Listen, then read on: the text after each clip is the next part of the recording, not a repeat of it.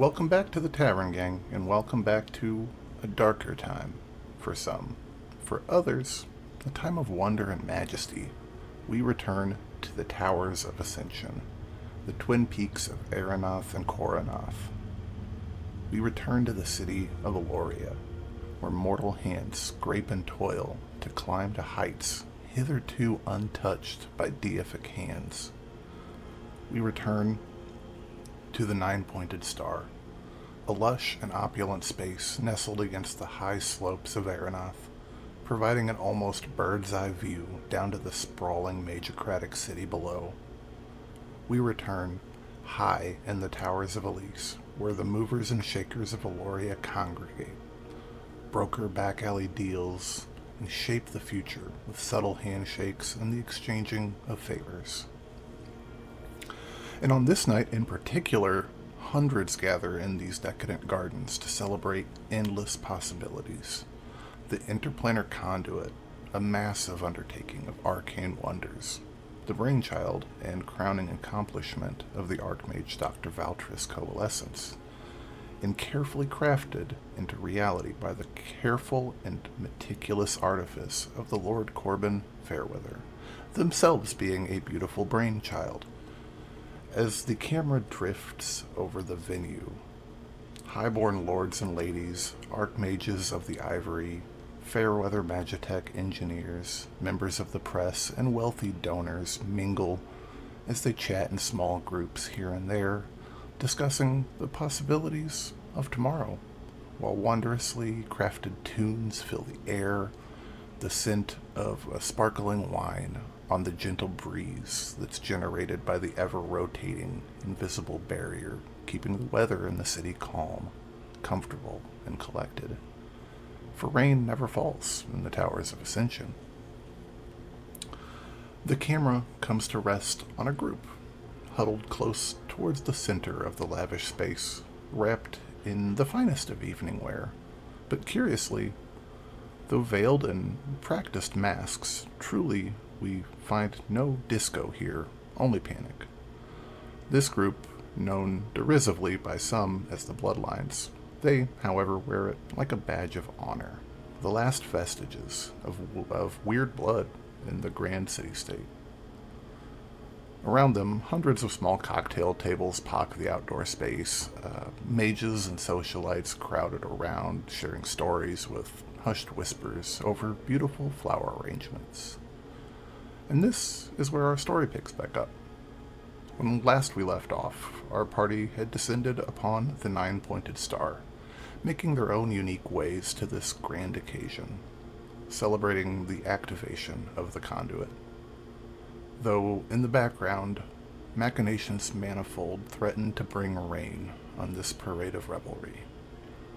Through the careful observations of the eyeless gaze, we discovered a carefully crafted plan of ill intentions set forth, piggybacking off of a harmless prank pulled by one of the Bloodlines, as those lovely floral arrangements scattered amidst the guests bring dark and powerful magics to bear on the oblivious partygoers, while rumors of spies from the distant city-state of Madigan run through the warrens of the Undercity.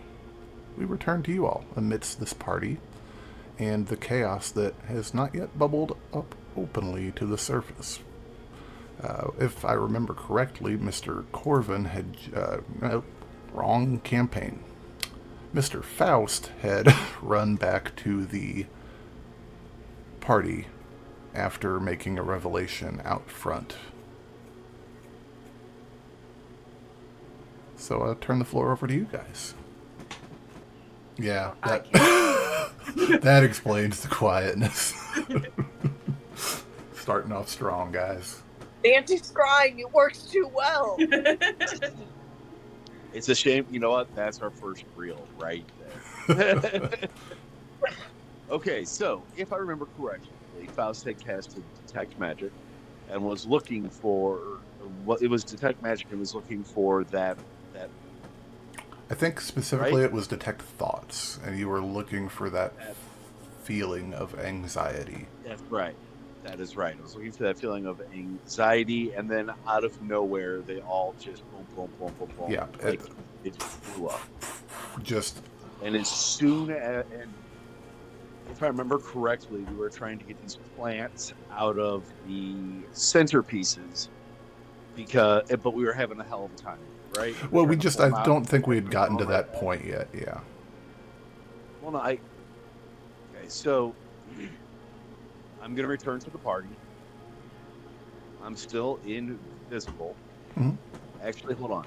Let me check one thing real quick. Yeah, absolutely. Do I have message or any kind of communication? And just keep in mind, if you cast from your invisibility, it will disrupt that. Oh, that's right. Okay, yeah, then I'm just gonna go ahead and make my way over and relay the information that I found. That well, I was following the source of this anxiety. Something ain't right here. Popped out of nowhere. Went from one to damn near everybody in the building. Something ain't right here. What do we know about those flowers? What is going on? What do you guys know? Who are you saying this to? All of you. Anyone who is close to the party. Basically, We're all together, correct? Yeah, you guys are all gathered Yeah. up together towards the center. There's a bunch of tables and chairs around you guys with people hanging out, and there's a large center slab of marble that plays host to. It was a wizard up there playing a tune with a bunch of prestidigitation and animate objects going on. They had like a whole like one-man band going on. But as you make your way back to them, Faust, there's a disembodied voice that is not loud, but it is clear to everyone at the party, at least everyone around you guys. And now, welcoming to the stage, a bard from the far north, the land of Lualal. Welcome to the stage with all your hearts, Miss Olivia Rodrockgnome. And everybody starts clapping.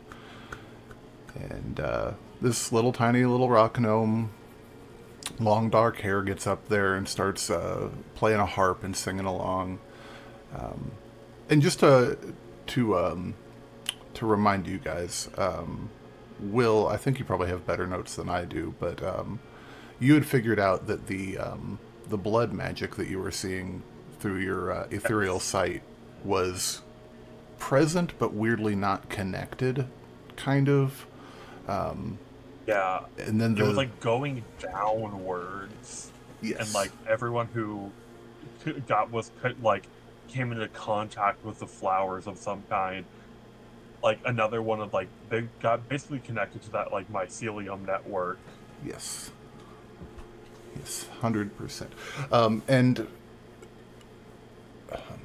I'll say, yeah, just to give you guys a baseline, and then I'll shut up. It's kind of close to ish, maybe 11 o'clock at night right now, this current time. Fashionably early for the evening, but yeah, I'll stop talking. Let you guys. Olivia Rock Gnome is playing vampire. Yeah. Oh yeah. I look over to Val and say, "What time is the project supposed to go off tonight?" And Val, I'll swoop in and save you here. You know that it is intended to be launched at midnight. You also know that there is no reason that it has to. It's not set on an automatic timer or anything like that. You guys have to actually, you have Big to red button. big red button, big red button. There's a little bit more to it. Big red button, and a couple little things here and there. But yeah, it's basically just this is just the agreed upon time. But It's not fixed.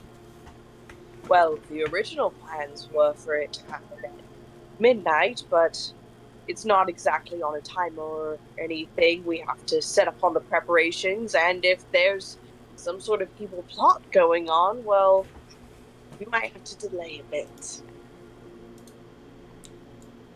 I wonder if there's... I don't know. I wonder if this... Because from... And, like, this is, of course, through telepathy, but, like... Actually, no, because telepathy only works with one person. Because of the note we found, they knew what was happening, so... Possibly this might be a planned attack of some kind. They were able to hijack Nimbus's spell, which is very dangerous magic to be able to basically copy another wizard's spell. Horrifically so. From my thoughts, anyone who's touching those flowers is getting this effect. I can see it. It went from 1 to 100 in a matter of seconds. And I see them smelling and then walking away. This is the effect of those flowers. We need to get these damn things out of here. I don't care how fast. We're not putting our citizens in danger. Are they possibly attempting to try and take out all of the main people in charge, Uwe? Well, wouldn't it be shit if all those main people in charge were dead? Let's get them out of this room right now. If we cannot get these flowers out of here, we need to get them out of here. I will say... is there like a... Oh, go ahead. Go ahead, Alistair. This is a dumb idea. Is there any way of, like, pulling the magical fire alarm? Like... Oh. Yeah, I'll get up. Is there like a fire alarm for this place?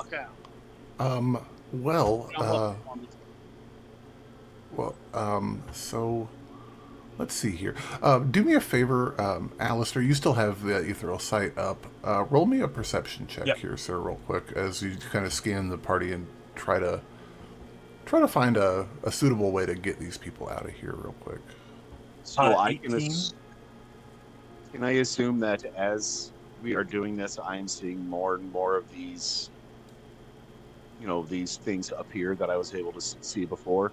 No, we cannot say that. Okay, no, I was just... Yeah, no, for the time being, if Detect Thoughts is still up, those feelings are still quite a ways away towards the street, for the time being. Okay. But, I rolled 18. 18, okay, heck yeah. With an 18, there are... With an 18, you're aware. We just heard it when the gnome took the stage and began to play. There is some type of enchantment or cantrip going on here that does allow for like some sort of PA system. I think you would probably know, Alistair, that Corbin would be familiar with that type of thing, or at least where to find the And an interesting thing with an 18 just squeaking you by on this, those crazy, scintillating, twisting strings ever present all around you of black and burgundy are... They sit there, they spin and twirl into nothingness, but the black ones...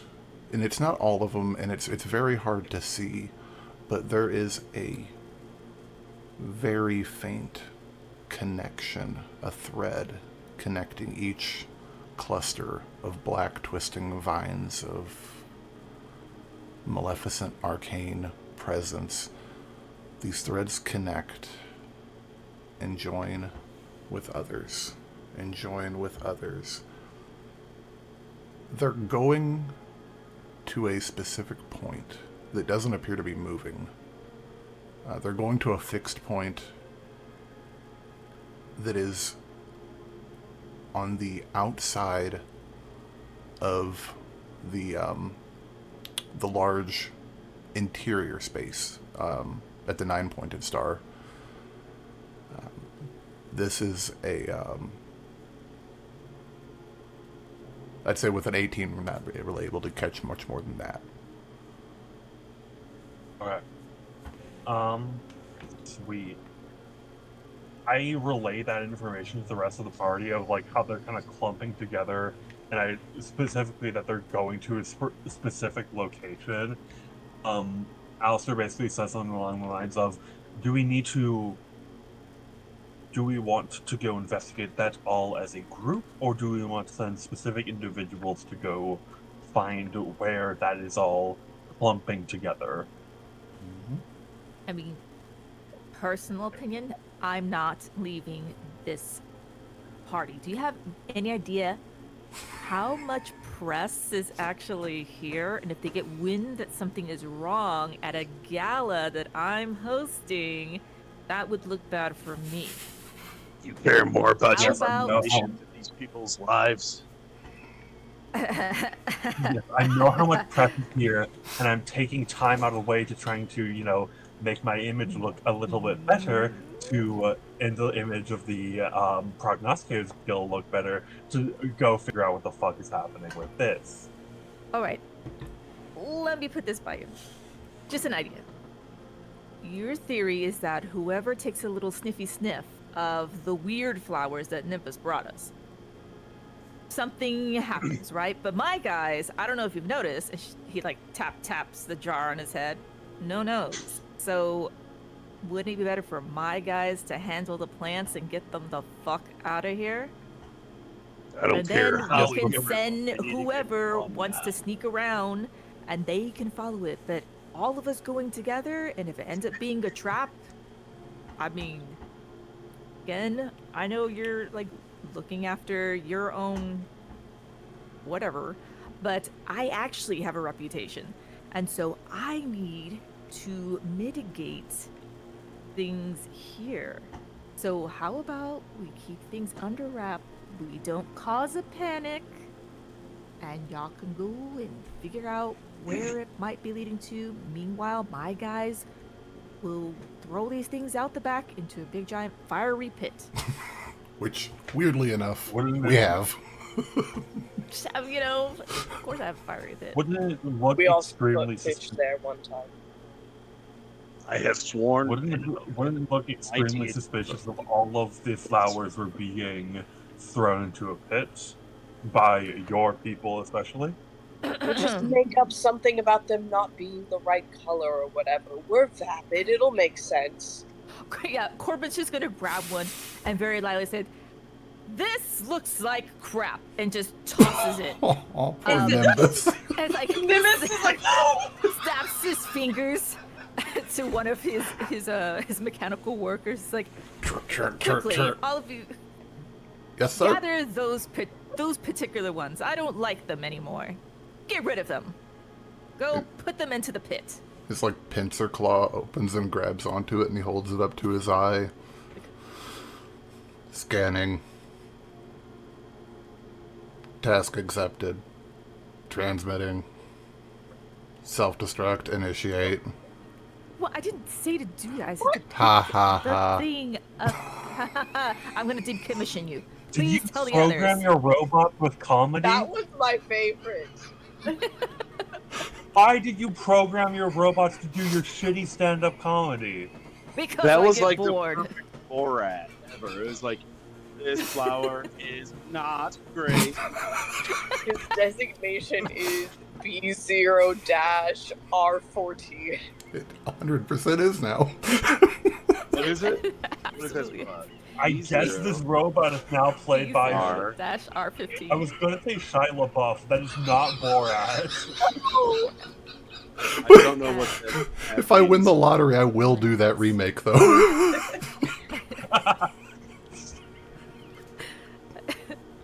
Throw them all into the pit. Which pit? I'll pick. The low cellar pit. Perfect. Um, You see this robot, he turns on a dime and starts walking off, and from kind of the various corners where they've been serving drinks and whatnot, a small fleet of, say, 20 or so of these little robots just start making their way through the crowd. Excuse me, Scraps You off. can Yeah, say, well, that is excuse me, dealt bitch. with now. No, he just does his Just maybe. pistons I mean, or it's not something. I like, don't know. excuse me. One of them might be sassy. I don't know. I've seen the manufacturer. Once, that is B18. It, AT. actually, Alistair thinks for a second, it's like, this actually might be what we can use this as cover to go investigate whatever the fuck is going on with that. And yet you're still here. You can go. You don't need our permission. Okay, I was wondering if this was a group thing, because what if this Faust. turns into a... What if this becomes a giant plant kaiju? I don't know. And, Take Faust he with you. just He's le- good at being sneaky. Cool. Great. So, where is it you guys are going to head off to? They're gonna follow. I want to go investigate whatever is happening with this, like, whatever's outside with all these clusters. Okay, perfect. Heck yeah. Oh wait, but Faust is the one that had an idea that well, was it that Faust figured out that like the people that smelled it there were suddenly pinging off, It's and so the- he lost track of the one that he It's was a trying theory. to follow? It's a theory. Okay. We don't know for sure yet. Perfect. Okay.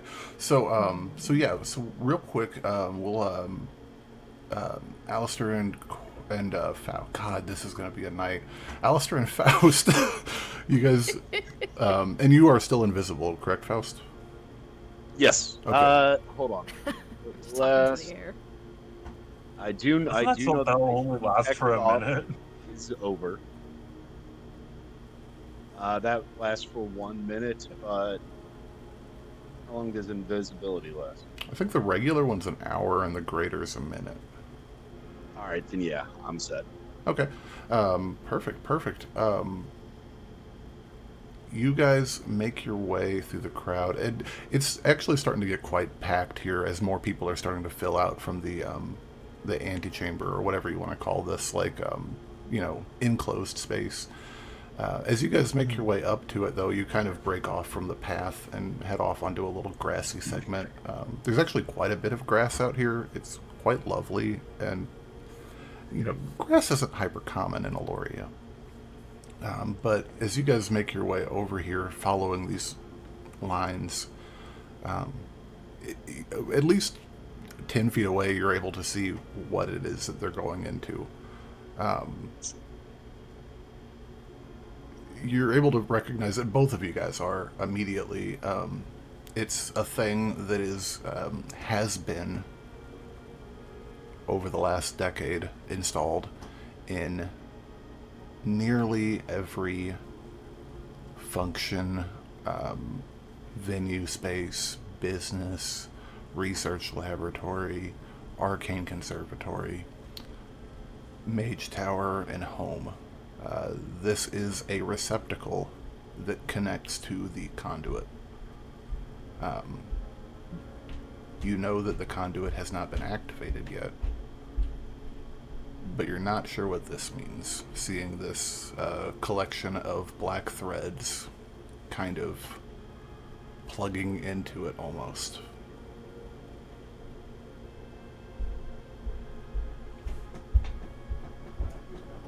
This is not good.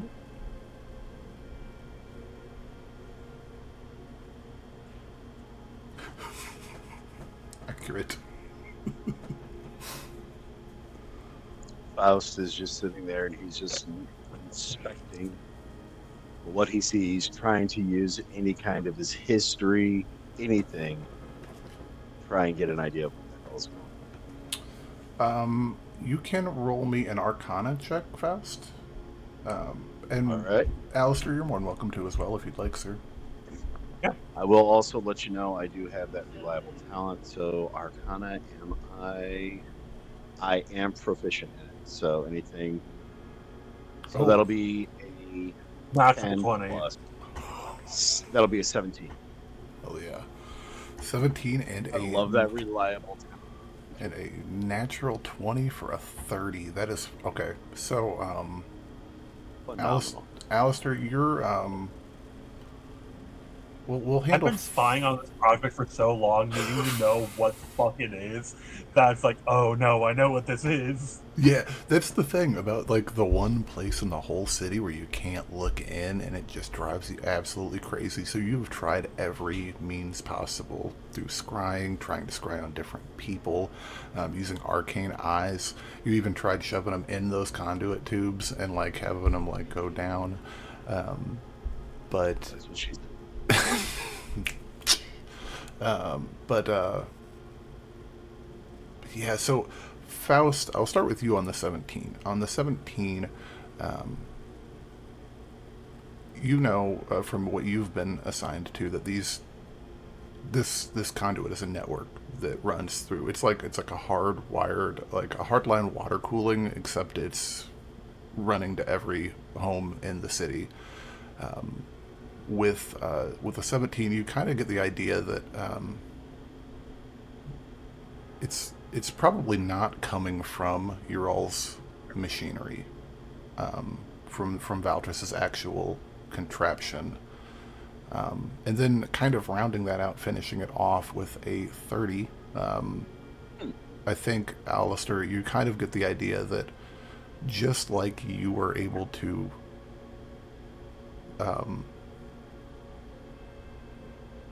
the conduit's a vacuum right now while it's not been activated, while it's not been charged, and while you were able to finagle your arcane weaves to create a spell inside of that conduit a couple weeks back, maybe,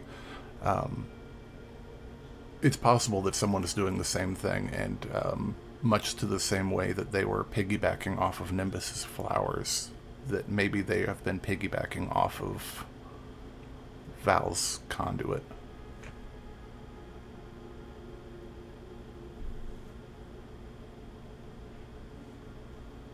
Oh, shit. Okay.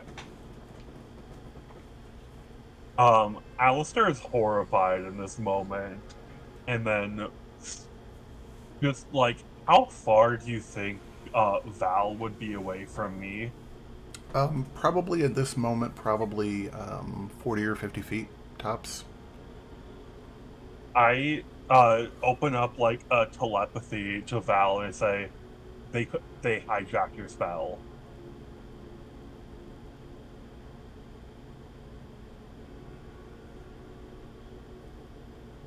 I think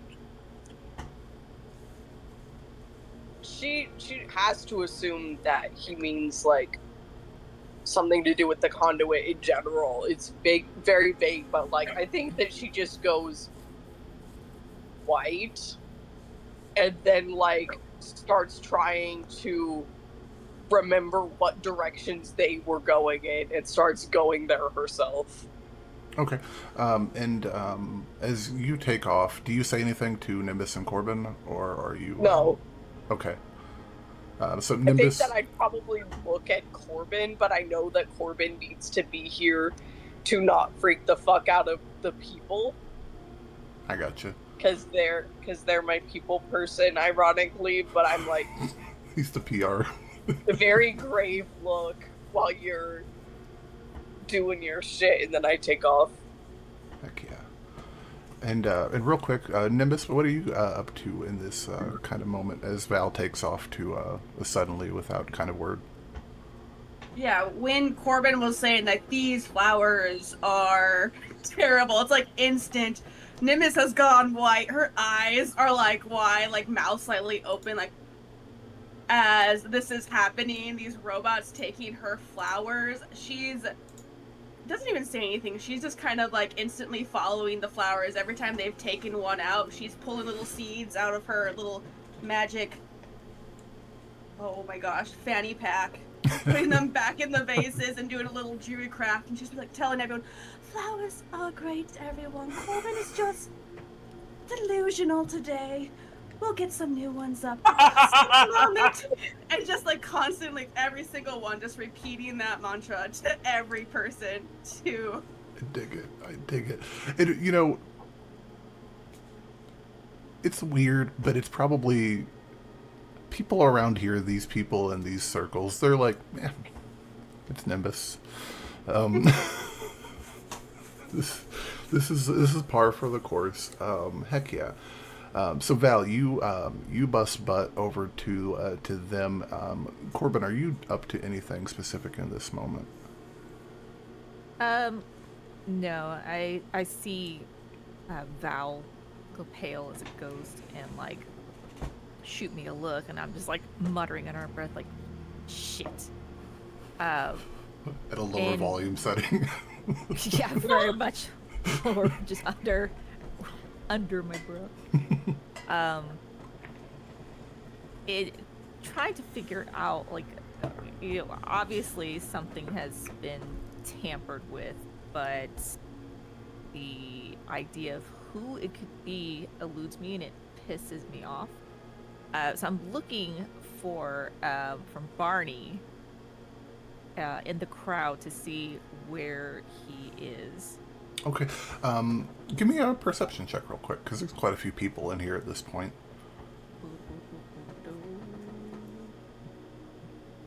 The actual. Oh, awesome. 9. It's a big old 9.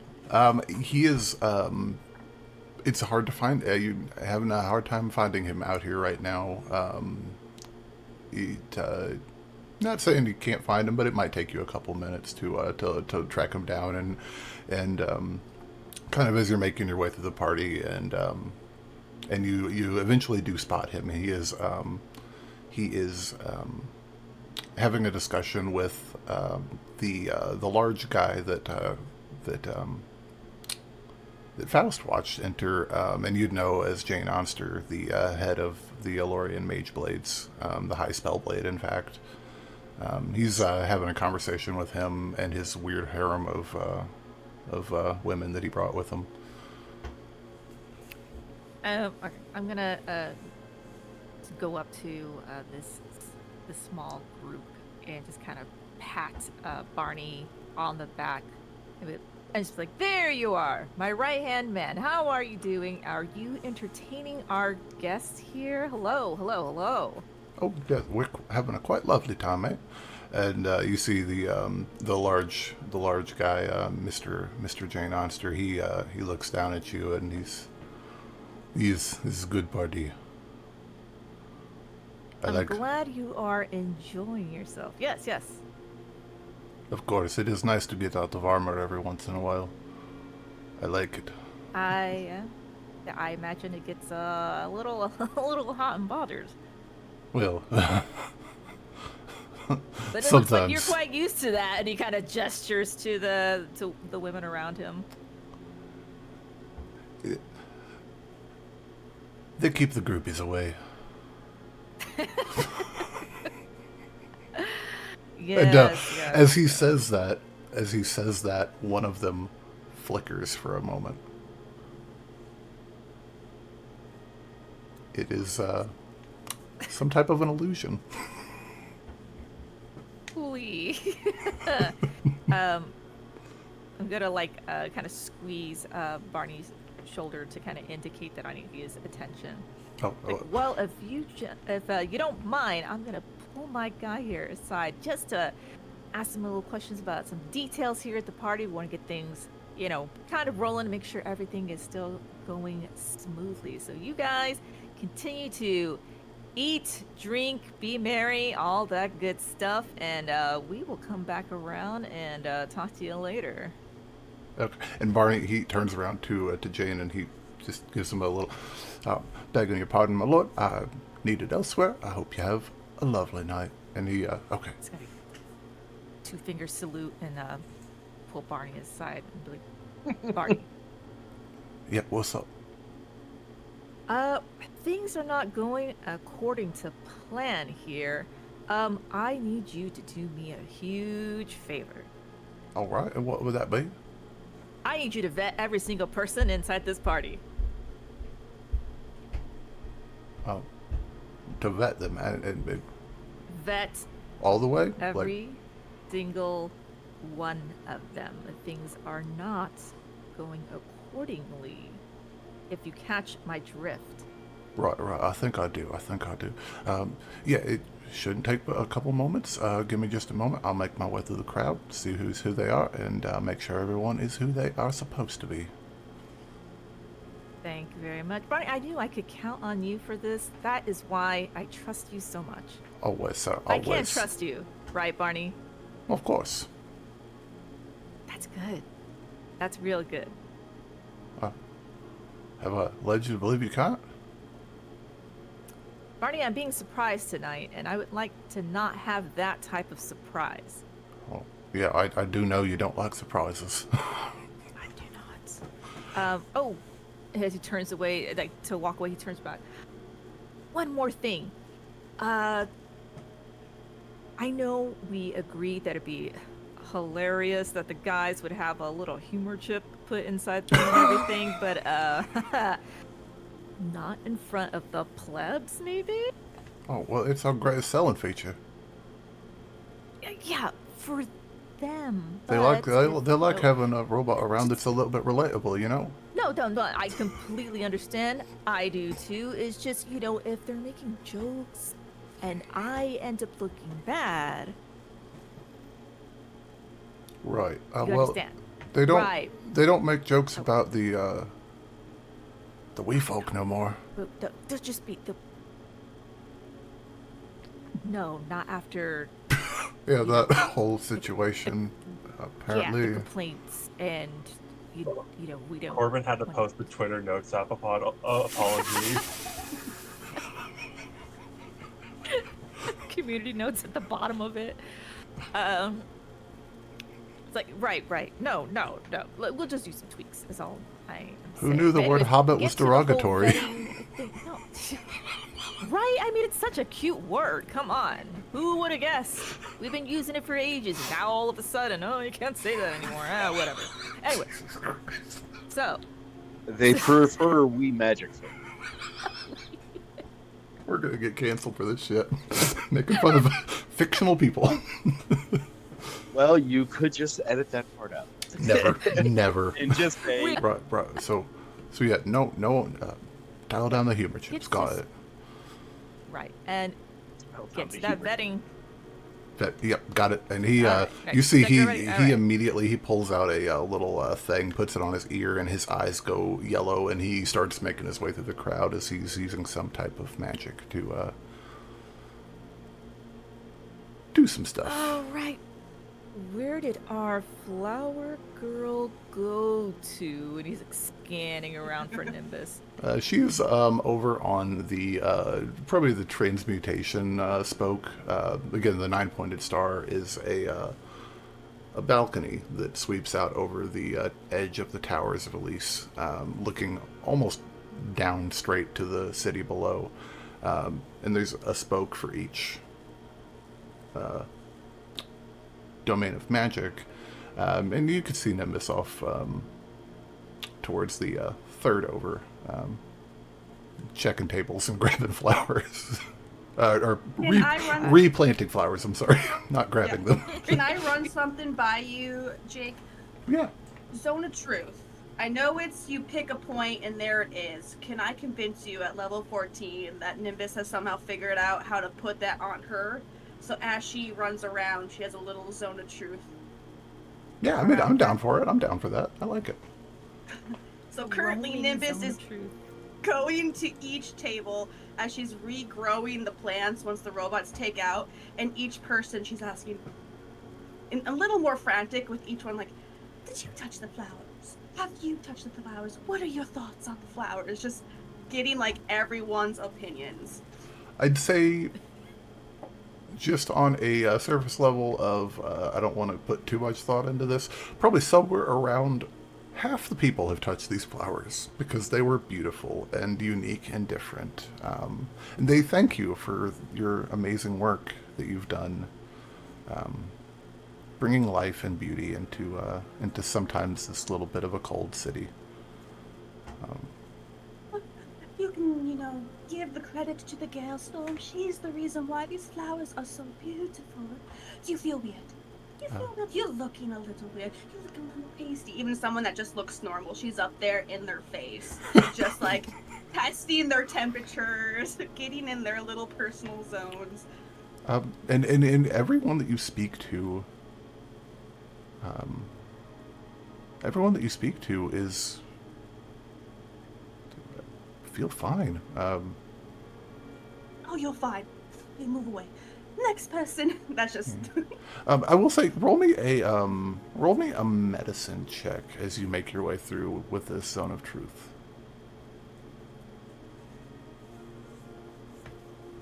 26. Ooh, plus 10 to medicine. Holy cow, I love it.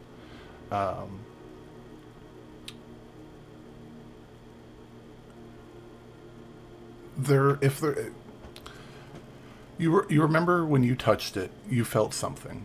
Something try to alter a part of you, or do something, whether it be a disease or a magical effect. You're not sure because you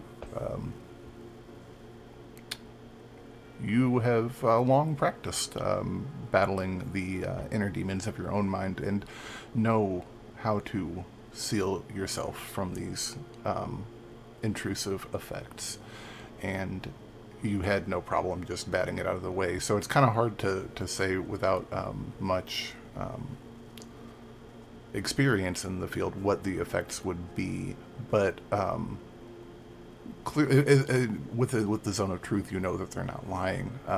The ones that have touched it, that they're not showing any signs, any outward symptoms. There's clearly an effect going on, but it's not an obvious one.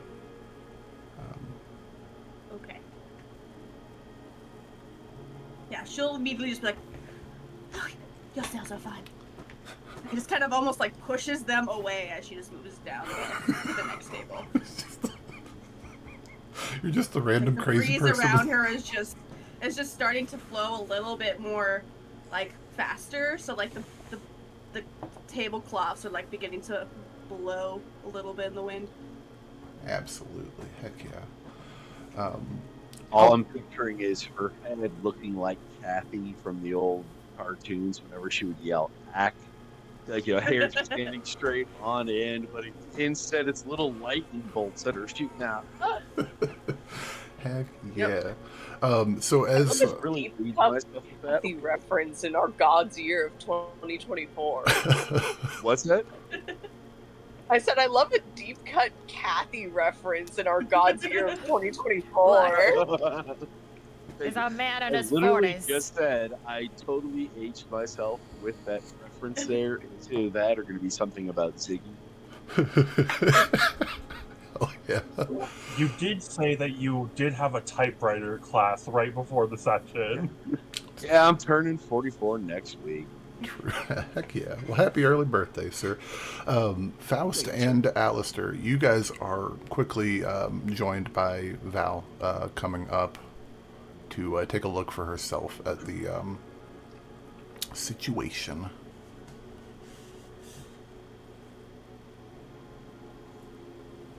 This is what we found. So, Val, as you get You're up, doing? And I'm just Val, do you want to make me an Arcana check as you get up there with them, as you kind of take it in? I would be so more than happy to. You can also do investigation. What's your modifier? My Arcana modifier is a +8, Okay. which makes what I just rolled a 15. Heck yeah. You got a 12, meaning you got a 20. Hell yeah. Oh, neat! I use one of my important rolls for that. I dig it. That's so epic. Divination wizards, man, they are dope. For a 20. I think basically, Alistair just using the portent sends you a mental image that that kind of weird stuff going into it, overlaying on top of it, basically. Heck yeah. Before I can even Oh, go ahead, Val. I'm sorry. Before I can even open my mouth to say what the fuck is going on. Heck yeah.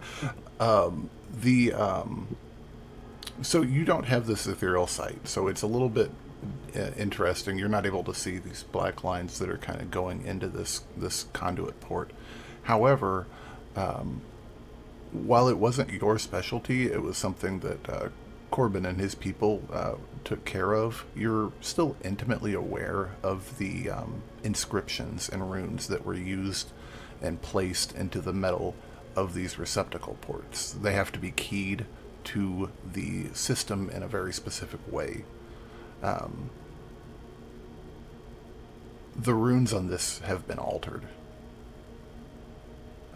There are at least 3 runes that you can see. There are more that are on other pieces inside of the contraption itself, but there's at least 3 runes that you can see that have been scraped out, marred, polished down, and then re-inscribed to... And this would have had to happen physically? Very likely.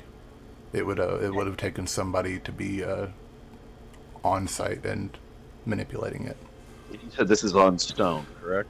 It's metal, actually. It's like a brass, I'd say, in this situation. So that's a soft metal. Yeah, it's definitely not difficult by any means. Any one of you guys that's familiar with runes and engraving would be able to do it no problem with very little effort in maybe 5-10 minutes. Well, I'm gonna I am gonna call into my hand, using my packed weapon, my war pit. Turn it around to the blunt side. Okay. And look at my 2 partners and go, "You guys have a problem with me just busting this thing off of here and putting a quick into it?"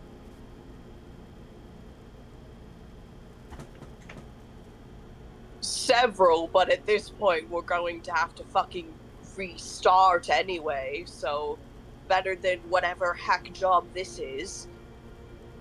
So I'm going to take my war pick with the pommel. I'm going to come down really hard on it and try and break it, at least disrupt the rune enough to where it's not holding. Roll me an attack roll, Mr. Corbin or Mr. Faust. God, this is going to be hard. Oh, yeah. Roll me an attack roll, Faust. 26. 26 will do it. We just had to beat a 15 AC to get over the furniture threshold. So yeah, with very little effort, you were able to damage and mar the outer plate with the inscription, as well as the hammer end of your pick. Yeah, it puts a good dent in it. It's a soft metal, and you're a strong fella.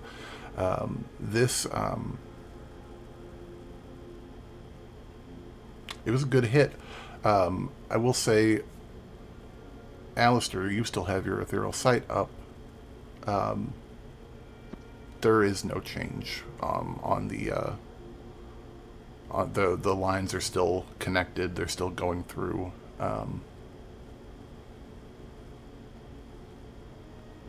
And then it's kind of just. I'm gonna send my.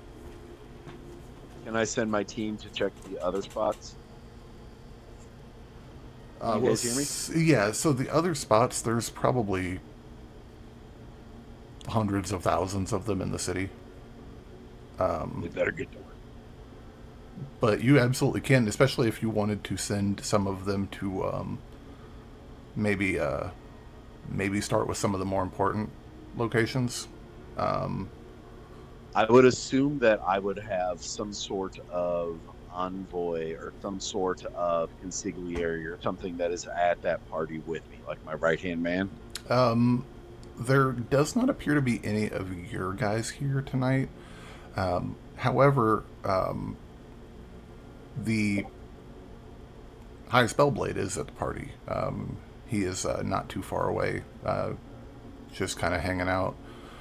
He would definitely, you would know that he would be able to get a hold of anybody that's necessary. Perfect. So I reach out, I tell it with my telepathic feet. Am I within 60 feet of him, or do I need to get a whole lot closer? I would say without getting far away from your group, you can relocate yourself to be on the outside of the circle, to be close enough to him to get a... Perfect. I send him a telepathic message. I say, take all, Or get a hold of any rune carvers, any rune crafters, anyone who knows runes. Take one with each party to spell. Hold on a second. We need a 3-person party. 2 fighters, 1 rune carver.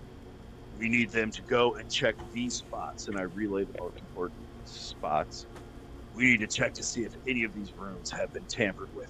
Report back to me immediately with any findings. You don't hear a response. You look over, he catches your eye, and he gives you a nod, pulling out a very intricate sending stone that's multifaceted, like all get out, but each facet is a different color. He sits there and he is starting to whisper directions into the stone. Alistair, were you trying to say something, sir?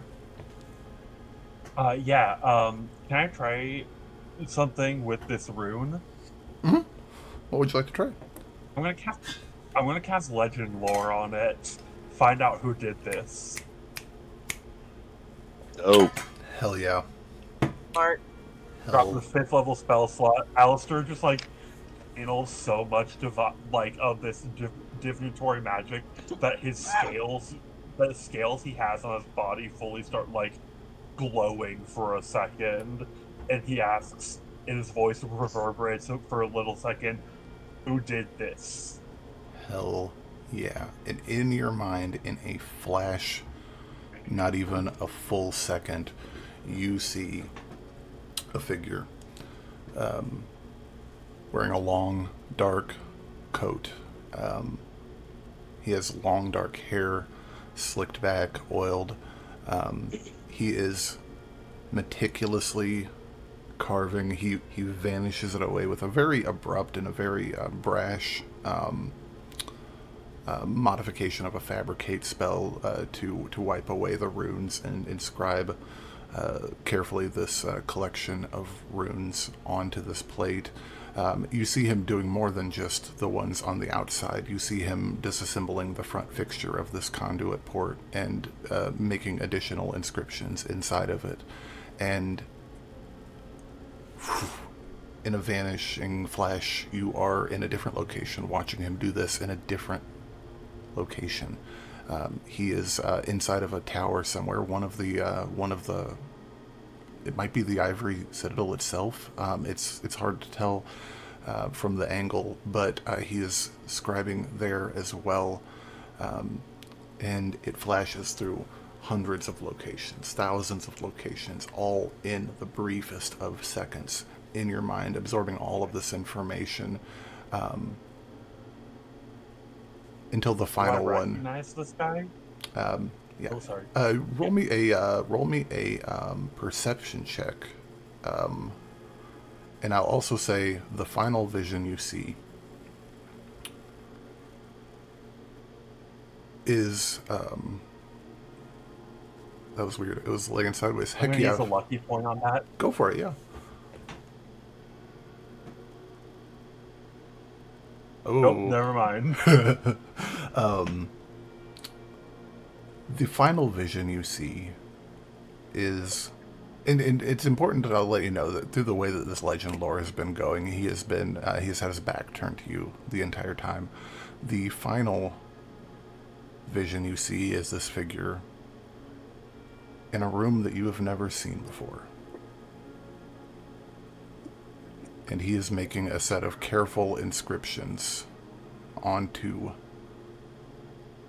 the equipment at the heart of the conduit inside the pump room. And with a 9, with your perception check in this moment, you see the reflection of him in the crystal conduit itself. This is the archmage of necromancy. This is Orpheus making these inscriptions. And with that, you are back to consciousness in the real world, surrounded by your friends. I look over to Faust and Val. Orpheus got all of them. Tim. All of them. Every single. Including a room I haven't seen, which I can assume is the room that you very generously left me out of. Of course we did. Literally everyone wasn't supposed to be in there. How the fuck did he get in? Where is it? The only way to It's- stop this is to put it into him. It is. You would know, Faust, that this is the pump. They're talking about the pump room down in the Undercity, where you have stood vigil yourself, as well as many of your team have stood guard out front of over the last decade, as you have helped Val with this crucial point of security for her project. There's only one up him now. I'm going in, taking my people with me. So I. Where's or What's that? Alistair? where's? Ooh, sorry. I just had another idea.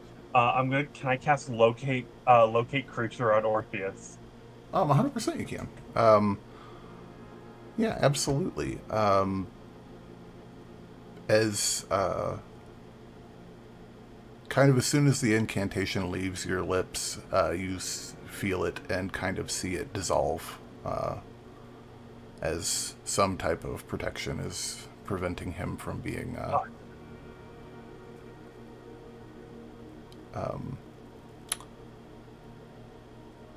I will say, at this moment, Faust, you see coming up to you is Jane Onster, the High Spell Blade. He is walking up to you with. There's some definite pep in his step as he comes towards you. His harem no longer present. What are we sending these people out for? What is going on? There is an occurrence. There's something happening. We haven't come to the bottom of it yet. All we know is that Orpheus is behind it. We don't know what his plans are. I have my men checking every spot that these runes were. We broke this one off, but it doesn't seem to be doing much change. Okay, I'm going to have to take your word for the lot of this. I do not know what you're speaking of, but okay. If we have people that are going to the Ivory Citadel now, that are going to the various guilds. We are starting on the towers first. We obviously have to protect the magocracy itself. Orpheus Nightbane is the you're certain it is Archmage Nightbane that is doing this? Hey, Will, you're muted. Oh. You can zone it with me right now, but you're only going to be wasting time. Arrest him. Okay. And in this moment, too, real quick, I just want to peel away to make sure we're getting everybody some fun. Nimbus, what are you up to? As you kind of see, as you're making your way through the party, you can kind of see the your group kind of congregating near the structure in the center of the grounds. But what are you up to? I'm still going through replacing all the flowers. Did Corbin, was he looking for me? Okay. Yeah. Okay. Well, Corbin, I'd say you have no problem finding Miss Nimbus. I'll saddle up to Nimbus and see that she has gotten herself in all of a tizzy. And just kind of like pat her on the back. Nimbus, you've got to calm down, or you're gonna cause problems. I'm calm. You're not calm. You're not. Corbin. Wow. Corbin, Yeah, are my you're. flowers really that bad? Were they really that? Look, he picks up one of the good ones, like the normal ones, and like shows her. He's like, look, these are just fine. These are fine. No weird shit going on with these, right? They're gorgeous, beautiful. You always do great work. You know that. That's why you got to where you are, okay? Everybody respects you. Everybody respects the work that you do. The other ones were just garbage. That's not your fault, though. Somebody else made them garbage, okay? Put that in your little fluffy head. Somebody else fucked with my shit. It wasn't my fault. I make the best stuff. All the best things. I know the best plants. I know the best flowers. I know how to do the best soil. I hire the best people. Oh, Joey's okay. I too. Yes, all right? Just keep that in mind. It's not a you problem, it's a them problem. We're gonna figure out who the them is, and then all of this you got going on, you can just channel it into taking it out on those people. But for now, since we don't know who a lightning it bolt, is, who that is, they're gonna be that's crispy right. in the end. Straight up their ass, honey. You can do it. I believe in you. I don't Hell yeah. Straight It up would your probably ass. be crispy in the Trust end me. either way, the whole thing. We'll figure it out. All right? We got our best people on it. All right? We can trust those three, I'm sure. Like 80% sure. Does not compute. Oh, we should go help them. No. If they need help, they'll let us know.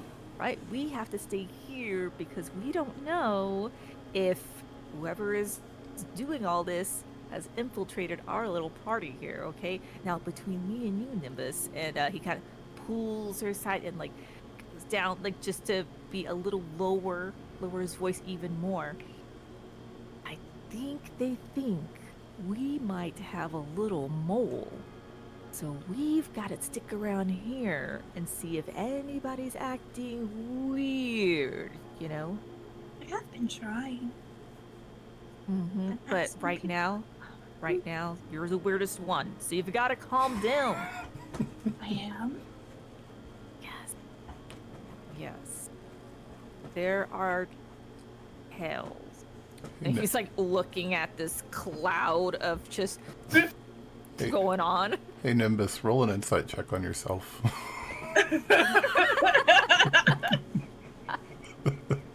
Self-reflection here. 17. I was hoping for a net one. Able to fix your shit. You're a little, you're a little elevated. Together. Okay, got to think of the gale storm. Remember my breathing exercises. Good breath in, all the static connections out. That's right.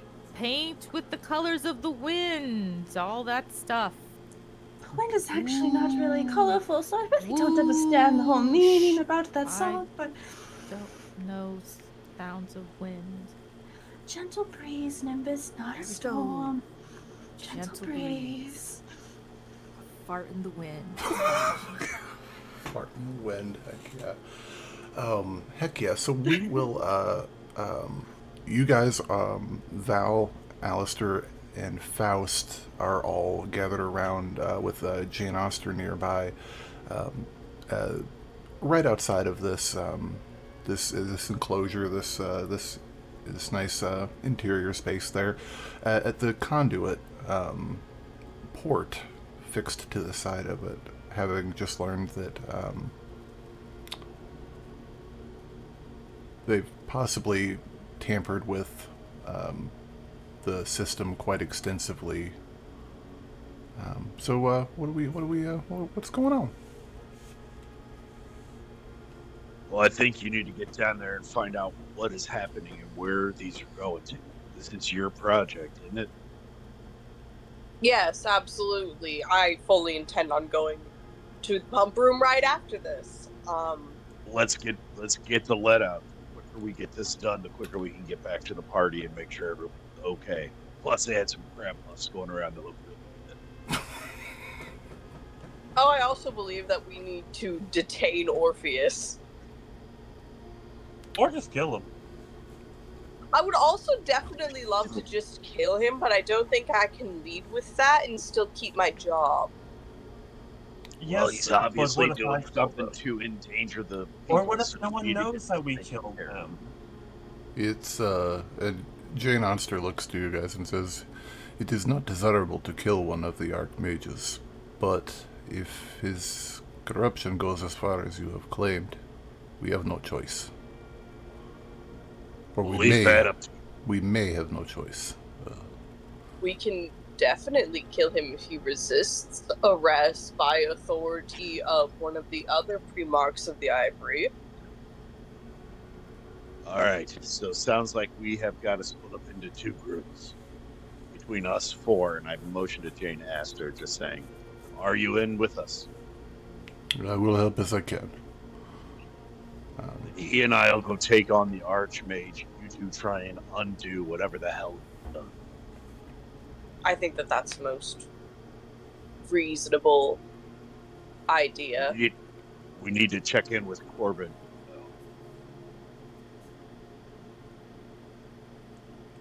Yeah, I'd also I'd like to send them with some sort of like writing or official message or whatever with my consent and knowledge of like, hey, this is what I know. I'm authorizing them to do this. Perfect. Okay. Yeah, absolutely. I would say for free, you probably would, as the high spellblade, he kind of has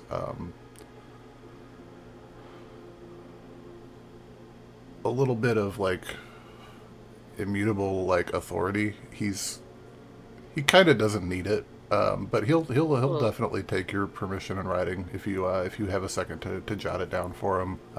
It'll help his case probably. That's basically what it's for.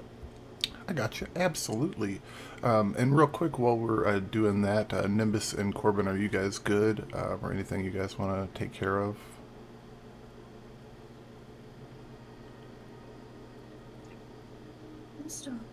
Calm storm. Okay, Corbin. Where do we start? Do you want me to investigate? Do you want me to question people? I've been quite close friends with Floss. I know exactly all the right questions to ask. Well, I've got my guy going around making sure everybody here is who they're supposed to say they are. But how about we wait for more information for our guys before we do anything? Because if whoever's causing all this is actually here, we don't want to, give the game away. So just stand here. Right. Just act normal. Mingle. Nimbus is fully T-posing, just pretending to be a tree. Well, the last person. Oh, yeah. Hang tight for just a second, guys. I'll let him come back. I don't want to screw up my cameras. And 3, 2, 1, and maybe he's doing the thing. Yeah, I see it going. Rich, we can't hear you. Discord strikes again, guys. Is he gone? Oh no. He keeps howling at the moon.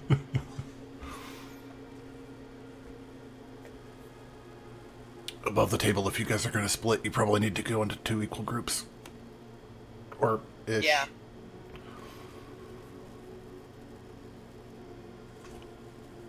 I don't want you guys to leave poor Nimbus and Corbin here.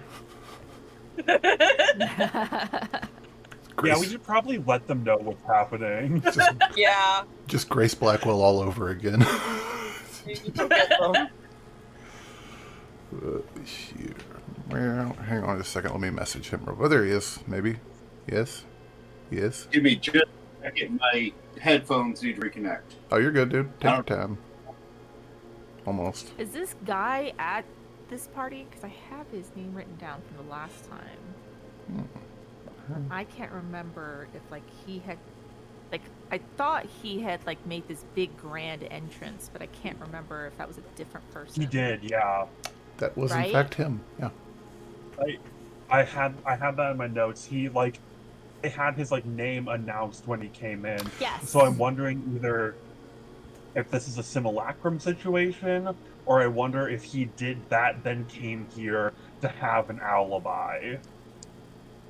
Yeah, I would say through the legend lore, to just kind of extrapolate on that just a little bit, the amount of different locations that he had visited in that legend lore, he's been at this for some time. Okay. This is not something that he did like just in a hurry. This is something that's been, when he gets the moment and he can find time to sneak away and do it without. Because right now, if somebody were over there on the wall wrenching away, there's 100 people that would see him. Yeah. Gotcha. Heck yeah. I'm gonna step away for 1 sec while Rain's getting his shit fixed.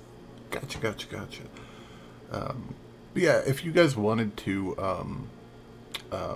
real quick while you're making these plans, if you guys wanted to just grab Corbin and Nimbus and kind of all meet up and like lay it all out, it's totally. Absolutely, yeah. And give me 10 seconds, actually, guys. I'm doing a weather command thing. I can telepathically message them. So is the idea love that we to capture this guy first? Well, he is a necromancer, so if need be, we can just capture them and then bring him back. I mean, kill him, bring him back. Well, how do we bring him back if we kill the necromancer? Or were you asking me a question Shadow upstairs? magic, you can probably do that. No, I was just talking in general. Trying to work together a plan. And you guys can kind of like fill Nimbus and Corbin in like in a flash. We don't have to kind of go through that whole spiel, unless you guys want to, or if there's anything specific you guys want to talk about. Just you telepathically, hey besties, we need to kill one of the eight archmages. I think I also That's a joke. definitely would have like personally filled Corbin in and was like, the pump room's compromised? Fuck. Heck yeah. I think Corbin should come with us. And Nimbus, you help them go secure. Hold on. I think Corbin should come with us. And Nimbus should go and secure the pump room. Corbin, we can use your abilities taking this guy down. It's not going to be easy. Well, he's not. This is such bad publicity. Okay. Well, So- if we do Those it things quietly, with, like, then it doesn't matter. Dead things, right? And I, with the power of the Gale Storm, be quite good at fighting things that might be dead. Then you come with us too. This is an archmage. We'll need everyone. Everyone. Well, we've got Jane Astor here with us too. So, clarification. Yeah. Are we all going to the same place, or are we splitting up? That is for us. So, we, it's going to be you and Val. We're going to go down and check out the pump room, secure that. It was me, Jane. We're going to go take care of the necromancer. We need to secure these people as quick as possible. But we don't know what his plans are, so we need to interrupt him before he completes them. Jane Astor is coming with us. I would like you both to come with us also. This is a high mage. We need to hit him on two fronts. Do we have eyes on him at the moment? No. Anyone got a familiar? I tried to. Alistair says I tried to cast locate creature on him, but it bounced off. So there must be some kind of spell against divination. All right. I say we go Well- secure the pump room first, and while you two stay behind and try and correct from there, then we go and take him down.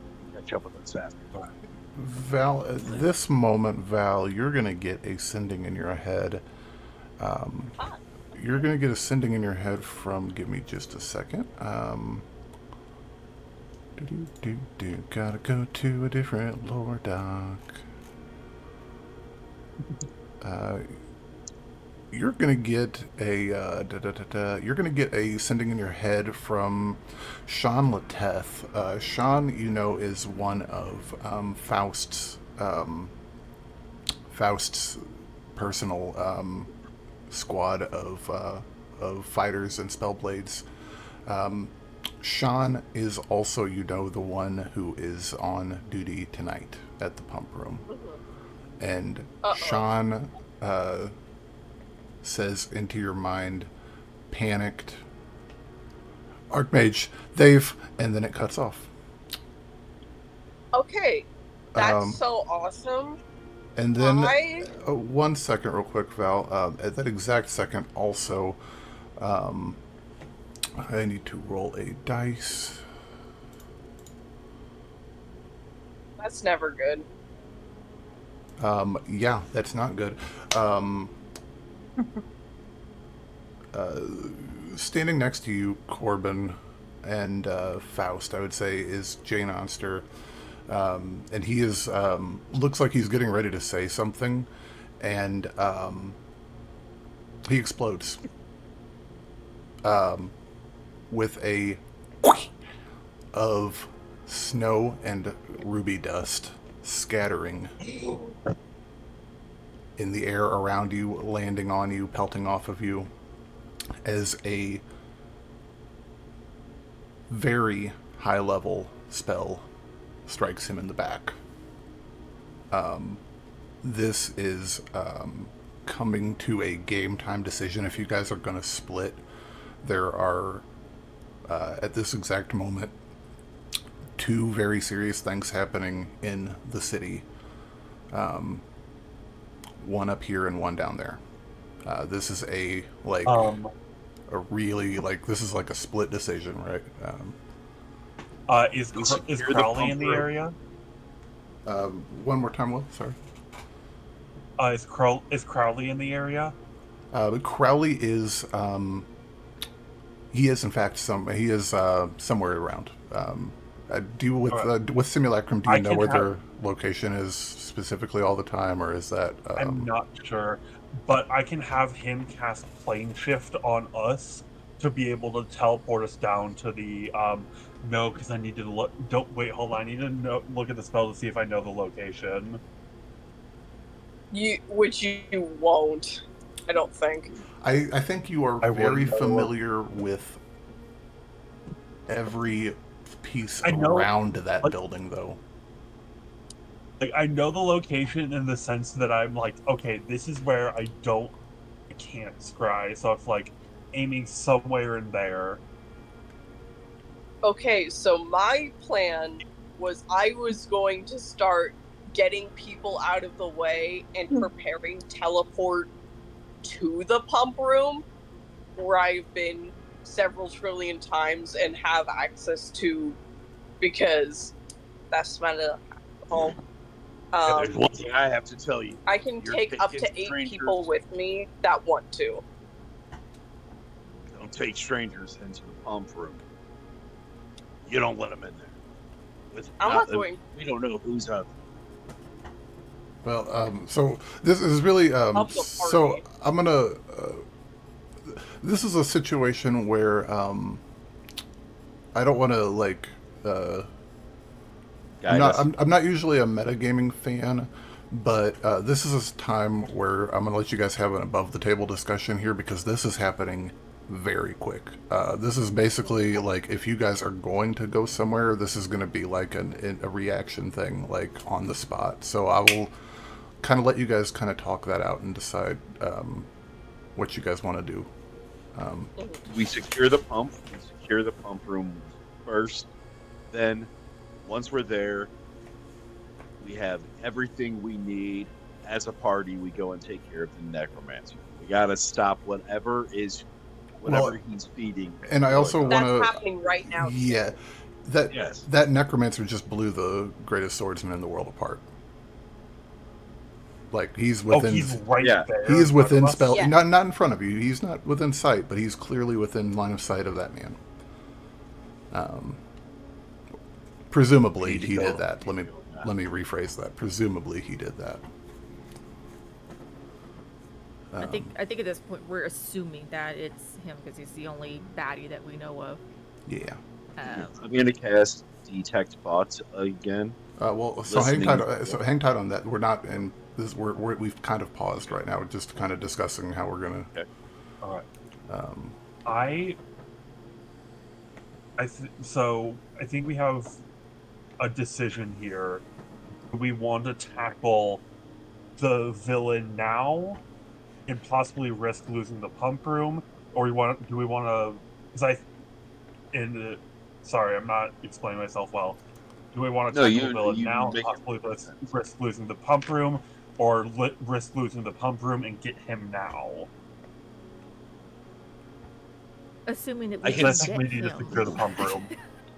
I have got all of my soldiers out searching these rooms now. I can send a squad to the pump room to try and secure it, and then we can all go take on the necromancer. At least we'll be hitting them on two fronts at the same time. I'll put my best man in charge, and we'll send a squad of 5 spell blades in to try and secure that, while a squad of 5 go up and try and secure the or try and take care of the necromancer. So I just want to. So it'd be pretty. I don't know that you would be able to immediately get a hold of your people. Is the only downside to that, Faust. Okay. And also, they just definitely killed whoever is guarding the pump room right now. It looks like that, yes. Oh, then I say we take down the pump room first because we don't know where the necromancer is. He's somewhere here close, which is most likely either a simulacrum or it was himself, and we described on the simulacrum. Yeah, whatever you guys want to do. My plan is just I'm making room for myself / whoever is going to want to come with me to teleport down to the pump room. Kind of. I know Nimbus doesn't know much about the pump room, or really she knows it's important, but she doesn't realize, I don't even think she knows anything about it being too... Yeah, you know that it's connected to your thing. Yeah. That's about it. All she knows is... Alistair... Oh, sorry, you go. I was gonna go, you guys are all a little bit squishier than her, so she's gonna be like, if we're gonna fight, that's what I'm going to be. Mm-hmm. I think Alistair I say we very selfishly wants to go to the pump room. Yes, I want to see it. I want to see that. Like, I know logistically the best thing to do is to kill the necromancer right now. Selfishly, I think Alistair has to make the selfish decision for himself to go see the pump room. Heck yeah. So I'll go with Val. Basically, Okay. that's what I'm saying. And I'll also take Crowley with me if you're okay with that, so we have more firepower. That's fine. And if the rest of you guys want to stay up here. Time. Oh. No, Yeah. I say we all go. He's somewhere else. Yeah. Who? Crowley's kind of far away. I don't know that he would be able to get to you guys. That's fine. Yeah. No, that's That would be okay. someone I can see. Yeah. That's okay. What was you saying, Finicky? I'm sorry. Yeah, look. I agree with Faust. I think we need to secure the pump room because that's obviously the thing that they are after, and if they get their hands on what we've got going on down there, then we've got more problems than a single necromancer, archmage, or not. Mm-hmm. Okay. And also, so you guys want to all go down? I think. Okay. Perfect. Well, I don't want the to. building on top of the nuclear reactor, and the nuclear reactor still explodes. That's bad. Yeah. So I will. Yeah, we'll Bigger just. problems. We will jump back onto the table then. Take her away, Val. But this this head exploding thing that happened, where exactly? Like, This dude just exploded. yeah, he was standing with you guys, like in the circle, talking to you guys, and he. Okay. Yeah, Faust is. Oh, that's right, because he was with Faust. Okay. Yeah. So yeah, this Faust snow is still inspecting falling. what's left. Okay. Yeah, this Is there stuff. panic now? Yeah, Like screaming? people Was are that in the people. background? Seems like it. You would know. It. Yeah, you would know it 100% was, but people do immediately start to scream and kind of run, and there's a chaos ensuing. In this moment, you just watch the high spell blade of Eloria get annihilated, and you've just received word that the pump room may be being attacked at this moment. What are we doing? Okay. We're going to Yeah, secure I'm the just gonna pump. yell at Nimbus. The jig is up. Let's go. This party's been crashed. We need to go. Lightning get- bolt where? I just take out like a fucking wand or whatever conduit I have and start like drawing a circle under us. Heck yeah! In no time, you And it's just almost like we fall. hell yeah! It's like a trap door. Literally, kind of. Heck yeah! So cool. In a flash, you guys are elsewhere. You guys are. Well, I'll show you where you guys are at. Ooh. Sorry, I'm very excited. Hey, girl. Ignore that. Oh. This is the pump room. Let me check and make sure this looks okay on my camera here. Perfect. Oh, it kicked me out. Okay, I got her set back in. Oh, you're good. Take your time. So cool. And in a flash, though, you guys are somewhere else. You are beneath the city streets. You are beneath the Crystal Crest district on the first level of the Undercity. Above you,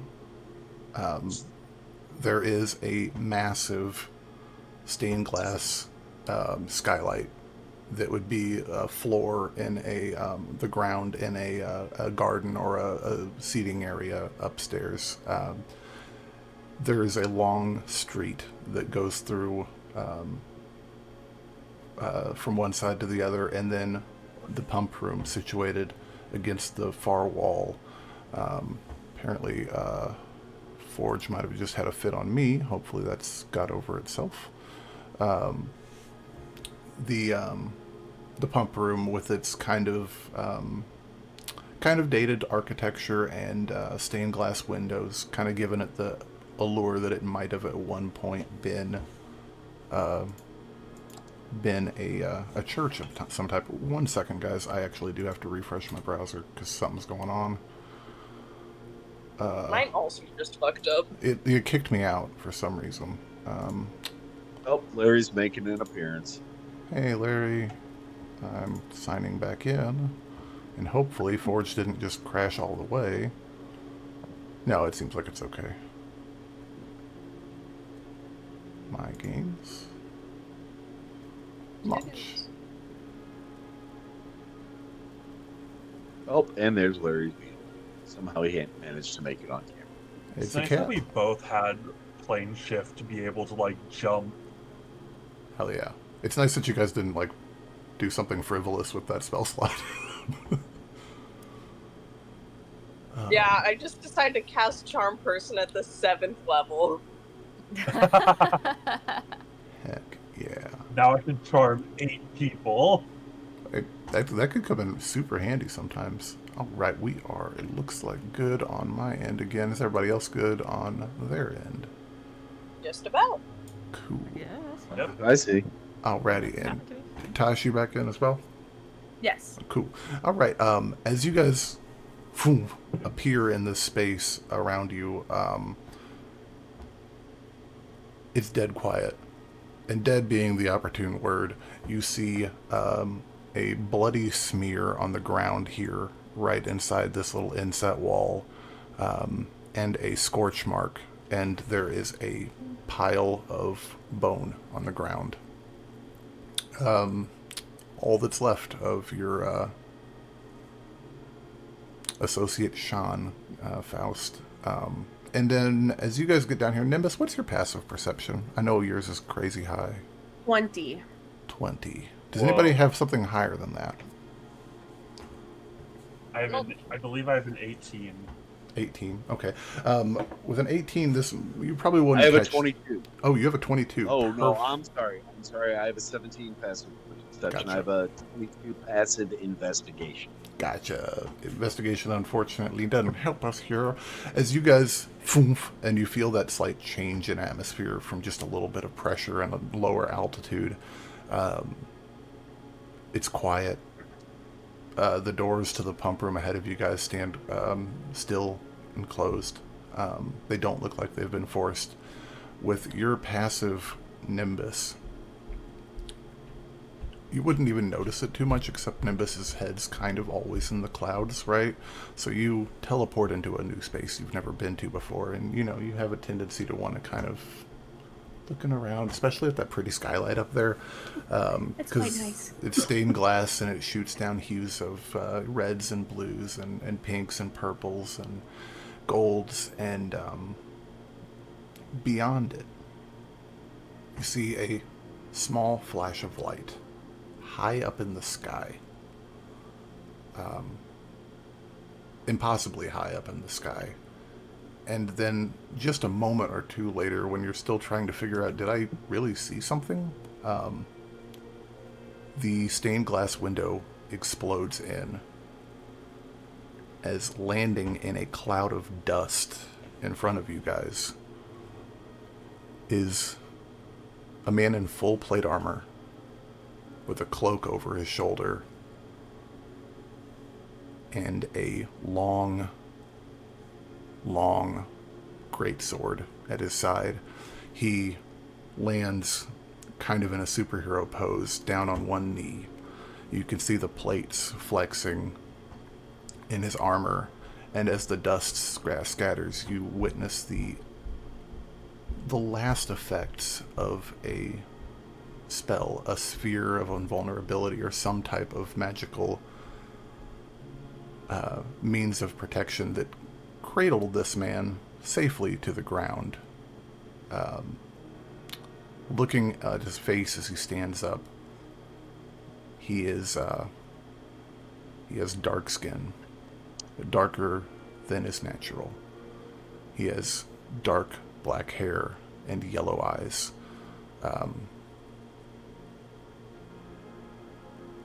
This is a Madigan. Don't know what he's doing here. He stands, he writes himself. Let me pull a token out here on the board.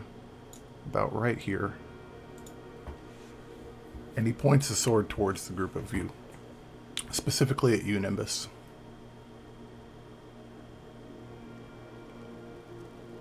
This is the High Botanist Nimbus, correct? You are the Bloodlines. Yes. What of it? It's quite an entrance. Faust reaches into his little coin purse at the side. In his hand, he's got 3 coins. He casts magic stone on them, just to have them ready to go. Your treachery is an affront to the great city-state of Madigan. Treachery? What do you have to say for yourself? What treachery? These flowers you have crafted, they implicate Madigan in something we have no interest in being involved in. Why would you do this to us? We have done nothing to you. Aside from a little bit of spying. Do you often... Why am I talking in an accent? Do you often make unbased accusations? We're here to discover the bottom of this ourselves. Forgive me if I have misled. I make no accusation. I am here on behalf of the crown of Madigan. On behalf of Rekar, on behalf of Nixis, I reclaim honor for Madigan. We're gonna roll initiative. This is confused. But my flowers, I just grew them this morning. We could totally talk this out. Hey, we can totally talk this out. That is 100% true. We're gonna talk it out in initiative order. You guys can click on the crossed Wow, swords what if the you're... heck? Garbage. It's not letting me roll there, but I've got a Oh, it didn't take my initiative? This is dirty wild. 20 for initiative. did you click it on the thing? It doesn't have my. Yes, Remember, it only has. Bad. Wait, but not Hold on a as second. bad as yeah, my. Oh, yeah, there it is. He showed up. Cool. Yeah, there you go. Okay. Oh, heck yeah. Ooh. Oh, So nice. again, a dirty 20. Heck yeah. So, I will say, he is not, he is not openly attacked. He has announced his intention to, and is walking forward. There is still time to pursue other options if you all would prefer. But we are going to start with Faust. Faust is going to, twirling the focus that he uses to create his weapons around in his hand. This like iron rod about yay big. He's twirling around. He goes, "Whoa there, big fella. Whoa there. Why do you want to come start some shit with us? You're obviously outnumbered, and I'll tell you, you're not going to be easy to take down. If you want to keep your honor, do it with your words, not with your actions."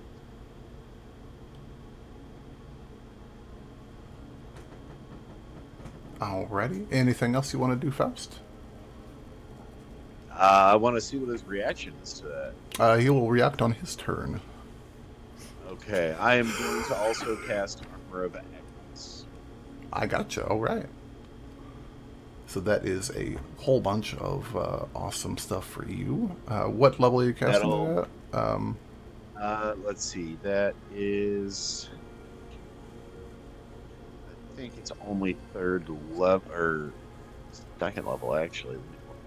Second level, I do believe, is still 10 temporary hit points, and things have to hurt. Yes, it is second. Heck yeah. So that'll be 10. Armor of Agatha's up. You did a free talk action. You did your action. Anything you want to do bonus? I'm going to move to right here. And having the coin in one hand, I'm going to have them ready to go if necessary. I gotcha. Flipping the coin with my rod in one hand. God, that sounded dirty. It sure did. Heck yeah. Good night, everybody. And then we That's what I'm... are on to a Nimbus. Nimbus is looking a little bit confused. She too was kind of like step forward because he was speaking directly mostly to her. I'm quite confused. I didn't do anything on the magic on the flowers other than just grow them myself. I've always quite found what's the right word? Tasha's blanking at the moment what the right words. Admired Madigans for your devout and your gods. I too am one of faith. Confused of what I did. Heck yeah. And as she's walking forward, there's gonna be like a little gust of wind from her, and I will cast Bless at level 2. Sweet. And so I could 3 creatures of my choice, and I cast at level 2 or higher. You can target one. Actually, how many of there are? 5? There are 1, 2, 3, 4, 5 of you. Yes. I'll do level 3, Level 3. so Perfect. that we each get it. Heck yeah, you guys are all blessed. That is a D4 on attacks and saving throws. That is not a bad thing to have. Not at all. Thank you. Heck yeah. Anything else for you, ma'am? He will. We will have a conversation on his turn. I'm sorry, I'm not. Yeah, no, I understand. I think so Grab it. for right now as I'm looking at my character sheet. Okay, perfect. That brings us to Mr. Corbin Fairweather. Cripe. Cripe? All right. Yeah, cripe. Yeah, we're all saying shit to this guy, so, and I also want to say shit to this guy. Sounds like, whoa, look here, Dark Knight. Slow your roll, okay? She made the pretty ones, not those ugly pieces of shit that you saw, okay? This is a girl with, sorry, I called you a girl. This is a person with, you know, she's got skills. That's not her type of skills, okay? We're not here to fight. We probably after the same person, okay? So you just need just chill out right there, start coming this way and invading space. And I'm going to cast a web just to hopefully keep him over there. I like it. I like it. Interesting. It is a dex save of 21. Hang on just 1 second. But on their turn.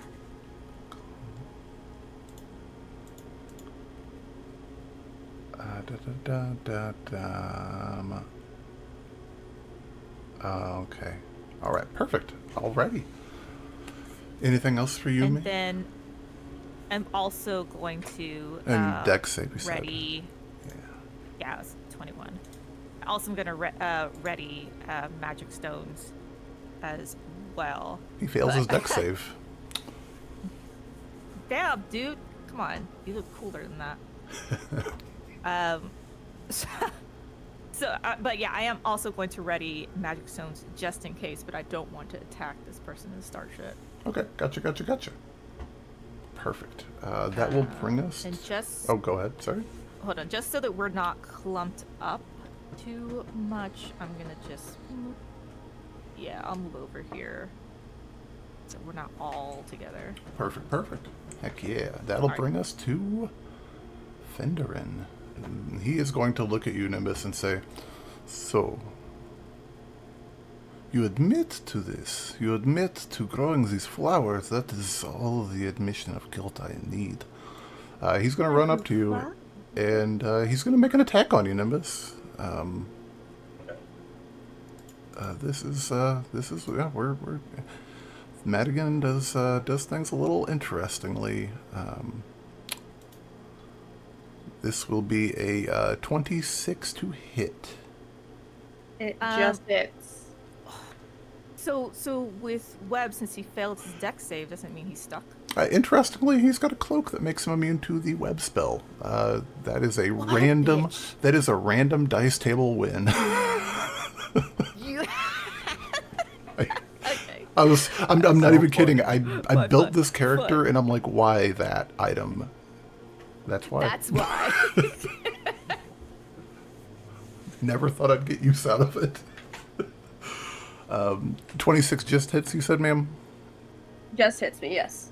Okay, just one tiny second. I didn't mean to do that.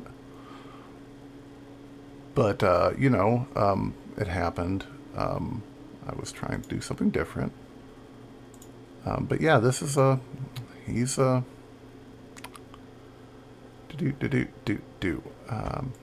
yeah, that's 33 damage to you, ma'am, with a bunch of that being radiant.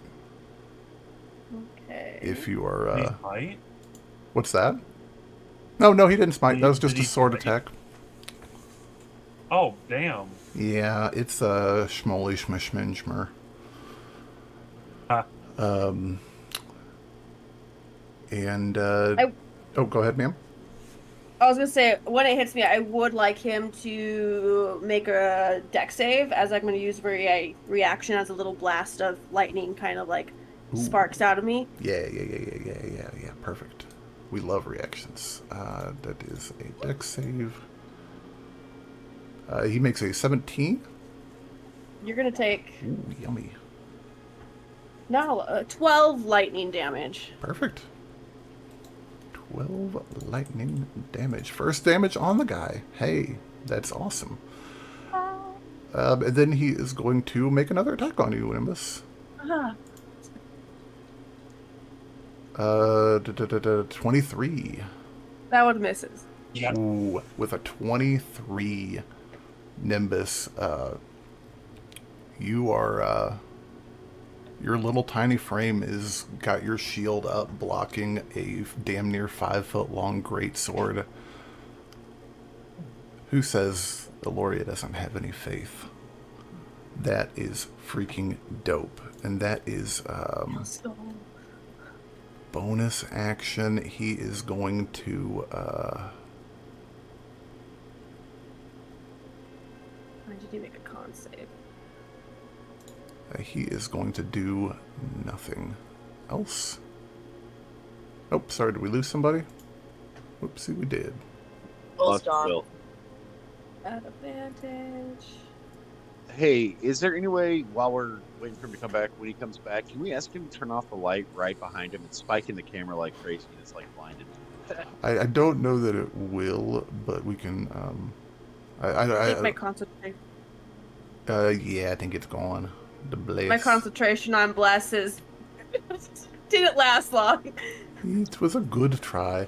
Hey, we are back. Okay, perfect. That brings his turn to a close. Dr. Coalescence, it is your go. Alright. I am... Hold on. Will, can you turn your thing down just a little bit? I can hear myself in the other room. Oh, the echo attack. The echo attack. It getting me. Better? I think so. Yeah, I can't hear myself anymore. Okay, so, and y'all are bearing with me actually using Foundry, but I'm gonna basically copy Corbin's little pincer attack move for movement, and I'm going to raise my hand and say, "You're a breeze trying to convince us that we're a typhoon," and I'm going to cast levitate on him. Ooh, that is a wisdom save? It's con save. Con save. Okay, gotcha. He is not bad at those, admittedly, but we will see what we got going on here. Hopefully he's bad at them today. It's not good. It's not good. That's a 13. Okay, so he didn't beat a 16, which is so cool and awesome, and now he's 20 feet in the air. Oh my god, yes. I love D&D so much. He is... Basically, without the choking, force choking him and trying to get... Now stay.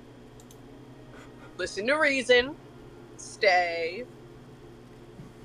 And then I'm going to end my turn. Oh, yeah. You are just bloop up in the air. Freaking awesome. This lasts 10 minutes with concentration, by the way. Hell yeah. Alistair, you're up, sir. With a pinata.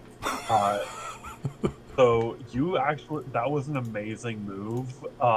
Because now that he's in the air, I don't have to worry about AoE, so I cone of cold him. Yes. Okay. Just float. That is a Constitution saving throw, and we just found out that he had a bad luck with those. That is a 24. He gets a 4. Oh, yes. Horton, he gets a 4. Hell yeah! Roll some damage for me, man. Amazing. Oh my god. That is an amazing skill. Yeah, these things are annoying to turn, but I will do that for you real quick. It's something here, that one. And then I click that, and then... That is 8d8 dice. For 45 damage to him. Heck yeah. He's in the air, you cone of cold him, plomp. Right over your heads, Nimbus and Faust. You just feel this rush of cold air. An icicle hanging off the back of my horn. Hell yeah. That is the best. And I'm gonna pop that away real quick. I'm gonna look at something real quick. Oh yeah. That's so funny. That was an amazing combo. I just need a quicken spell works. What's that?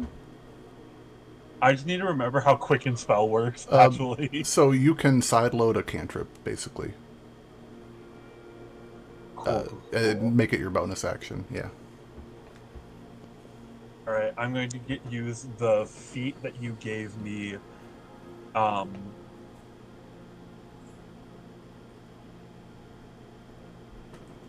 Using the feat that you gave me, I'm going to use both my sorcery points to shoot him with a firebolt. Heck yeah. Heck yeah. Roll that attack. Oh. 27 hits! I forgot how good my my modifier was. Hell yeah, man. My 14th God. level ain't no playing, man. Sweet. So yeah, as like using my staff, I summon like a blast of freezing cold air, and after that, my scales glow a little bit, and I use my quicken spell to hurl a small ball of fire at him. Heck yeah. That is dope. Dope as shit. And that ends my turn. Hell yeah. You guys in one turn have done almost 80 points of damage to this guy. He is looking away. At the top of combat, at the top of initiative before your turn, Mr. Corvin. No, not Corbin. Yep, Faust, sorry. God. I'm looking at your name. That's the funniest part. I'm looking at your name, but It's I know okay, man. I know who you are. Playing me as Corbin for a long time. Heck not yeah. Corbin. Corbin. I will say this is another one of those things. Passive perception, Nimbus. You hear the sound of another teleport behind you, and a character is going to enter initiative. I'm just going to have to roll it. 1 second.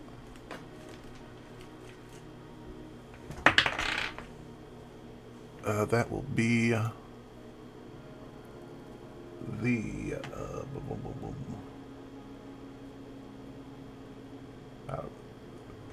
I got okay, cool. Faust, your turn. Go ahead, sir. All right. So Faust standing there. He is going to. Can you? Yeah, because I can use Magic Stone as a bonus action, right? The attack, or is that just to cast Magic Stone? I think it is just to cast. It says 1d8. 1 second. Okay. I just want to make sure we get it right. So give me just a second. La la la la la. Man, I used to remember the days where you had to pull up. You can touch 1 to 3 petals and imbue them with magic. With someone else can make a ranged spell, or you or someone else can make a ranged spell attack with pebbles by throwing it or hurling it with a sling. If thrown, it has a range, so it's a ranged spell attack. Yeah, so yeah. Yep. It is your go, though, sir. Okay, so I've got my 3 coins, and I'm going to take one of them and I'm going to flick it at him or snap it at him, like those things, like you would with a bottle cap. Yeah, heck yeah. Will a 23 hit? A 23 will hit. This guy's got a surprisingly high AC, and you guys are steamrollers. I love it. So with that coin hitting him, that triggers 9 damage. Okay, perfect. But since it is also a spell, I will sneak, or not a spell, since it is also attack, I will sneak attack in that as well. Okay. Which will deal another 25 damage. Heck yeah, rogues are awesome. And then, as my... Okay, let's see. And I have... How many attacks do I get per turn? 1 attack per action. Okay, and bonus action. All right. As a bonus action, I am going to hit him with the Hexblade's Curse. I know I should have done that first, Gotcha. but that will hit him with the Hexblade's Curse. And roll a 19 or 20 will crit. I regain 8 HP if he dies. And against him, shut up, Siri. No side seat DMing. And yeah, yeah. And it does a little And I extra get a damage plus on your 5 attacks. Yeah. bonus damage. Yeah, I get a +5 bonus. Heck yeah. Sweet. From that, Hold on just 1 second. See, we lost somebody. Are you guys having issues with the internet, Slayer? Or is Will just crazy? Mine has been fine. Will's just crazy.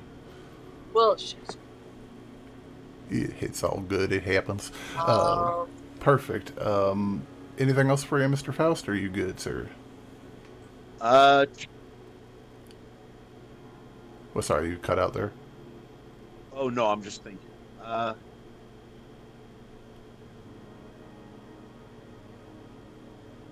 No, that's it. That's it. Perfect.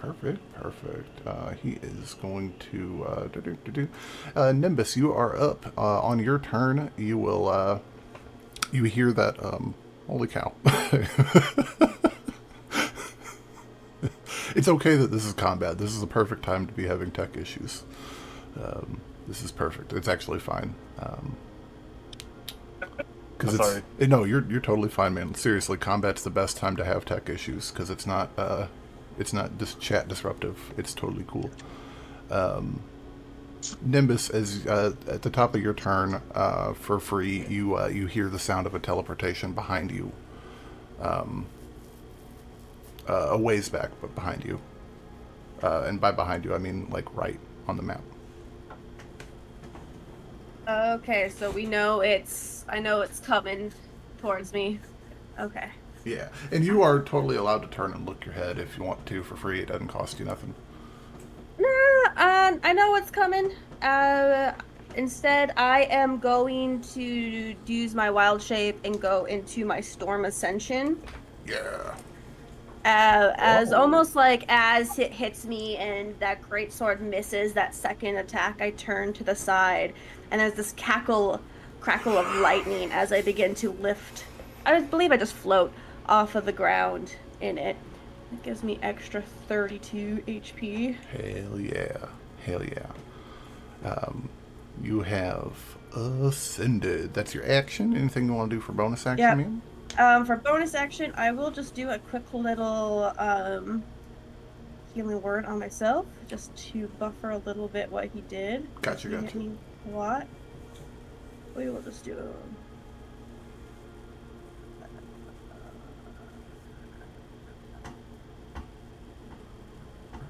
Nah, actually, I'll hold on that a little bit. I might as well then just get my. And you are in totally. case I need to use it. And you are totally cool to move if you want to, because he's not engaged with you immediately. But sure. I'm just gonna do Shillelagh in case I need to use that as my bonus action, and I will.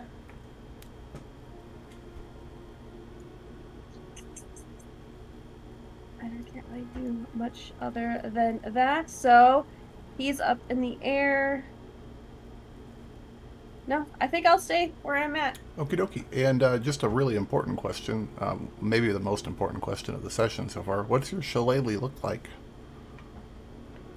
It looks like my staff is just... It materializes out of the mist of the air around me, and it looks just at first like a mist in the form of a staff in my hand, and as the lightning wraps around it, it'll form up a little bit tighter, and you can see it moving like rainwater as the little bits of it twist around. That is... So you're literally holding a misty rain stick. That is... From... That is Kinda. the dopest shit ever. That is dope. If Brandon Sanderson would have ever given us the Stormfather as a shard blade, that's cool. Heck yeah. Closing off Nimbus's turn right before your turn, Corbin. Our new party's going to get to act. Uh-oh. And at this point, Corbin, you'll see him come around the corner here. I forgot which VTT I was in for a second, but I'm pinging it there now.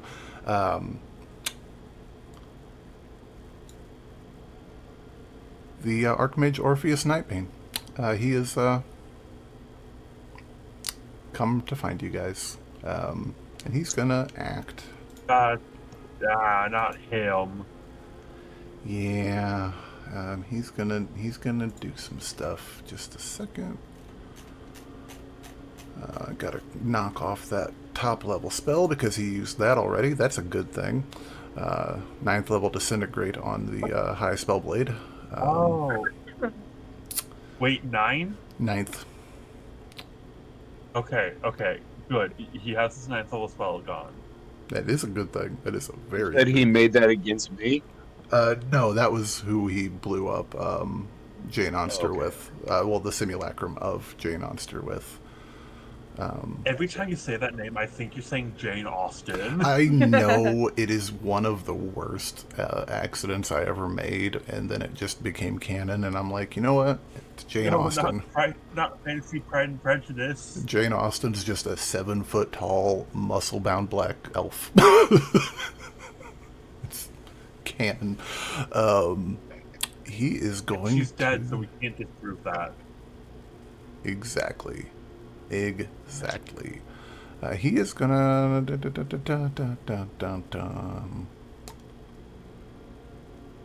Yeah, he's gonna just start off like wizards do, and he is going to do a thing real quick. Sorry. Template. He is gonna center it. Probably right on you, Faust. A fireball. It's gonna get everybody except for Lord Fairweather. Can I get dex saves for the lot of you guys as a fireball comes towards you? Oh, God. He's I too don't far. think you're going to hit me, sir. Just 1 second to Evasion? just 1 second to I do believe oof, yeah, range is an asshole, Still isn't have it? bless? That bless is gone, unfortunately. So that'll be a 10 plus. I'm not far enough for counter spell damage. Yeah. Proficiency. Alright, so. 14! Heck yeah. Well, the number to be, so we got Alistair, we've got Val, we got, what was yours, Faust? I'm checking right now, seeing if there's anything else that I'm missing that have to be added on with the. I rolled a 3, but so that kicks it up to a 10. And then, do I just add the efficiency, which will be 5, so that'd be 15. 15, perfect. That is cool. Looks like Nimbus is the only one that made the save. This will be 25 fire damage to the fails and 13 to Nimbus. As this I'm gonna fire. use my reaction Me to as give well. me 0 damage. Hey, heck yeah. Yeah, so I That want to was- double check evasion real quick. It says when you are subject to an effect that allows you to make a dex saving throw to take only half damage, you instead take no damage. If you succeed in the saving throw, you only take half damage if you fail. So I failed it, so I take half damage, correct? Yeah, so if you want to use evasion in this instance, you can absolutely do that and take the half damage 13 for you, sir. Perfect. And let me get rid of that template because we don't need that anymore. Perfect. That brings his turn to a go because sometimes wizards can be a little bit bored. Yeah, he's going to move forward a little bit. He also needs to take 10 damage, hitting me with Armor of Agathis. Armor of Agathis is for melee attacks, I believe, sir. Is it melee only? I do believe, but it is still a dope spell to have. So that brings his turn to a close. Corbin, you're up, sir. Fuck. How far away from me is this asshole? Where is he? Actually, he is the one over here by. Way over there. Okay. Let me also do, to keep myself honest here, let me roll a dex save for Mr. Paladin as well. He is going to fail it as well. So that's good. He took some damage.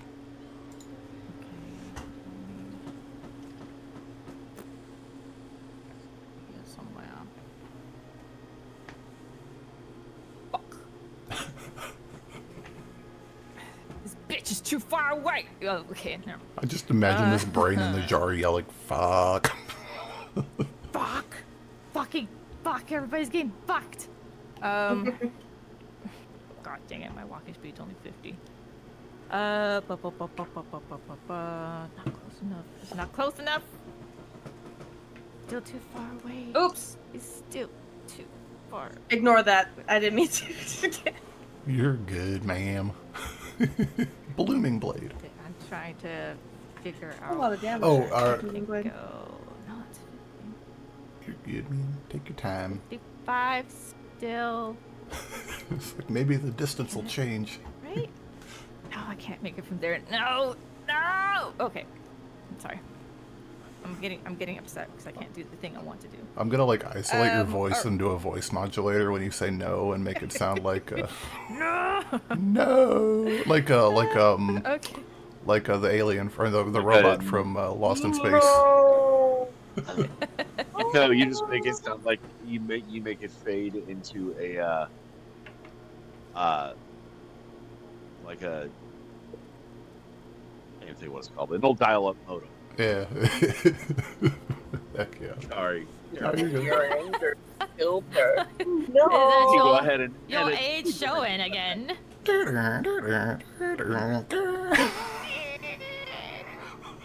Okay. Let me ask a question. Yeah, go for it. Quick.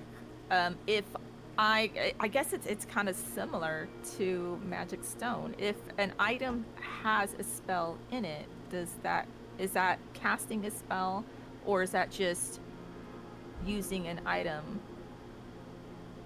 For Magic Stone, your bonus action is casting the spell, and then your action is throwing. Well, like I have an all-purpose tool +3, which has Eldritch Blast in it. Oh yeah. So I'm like, that's just a thing, right? It's just a thing that has a spell. It would probably right? be, yeah, it would probably be your action, yeah. Okay, so that would just count as an action. Okay. Well then, yeah, I guess the other guys are dealing with the Dark Knight over there. So, yeah, I'll do that. I'll use that, I guess. How do I use you? Thingy. Yeah, it's just Eldritch Blast at will. Yeah, there you go. That's all it says. Not at will, no.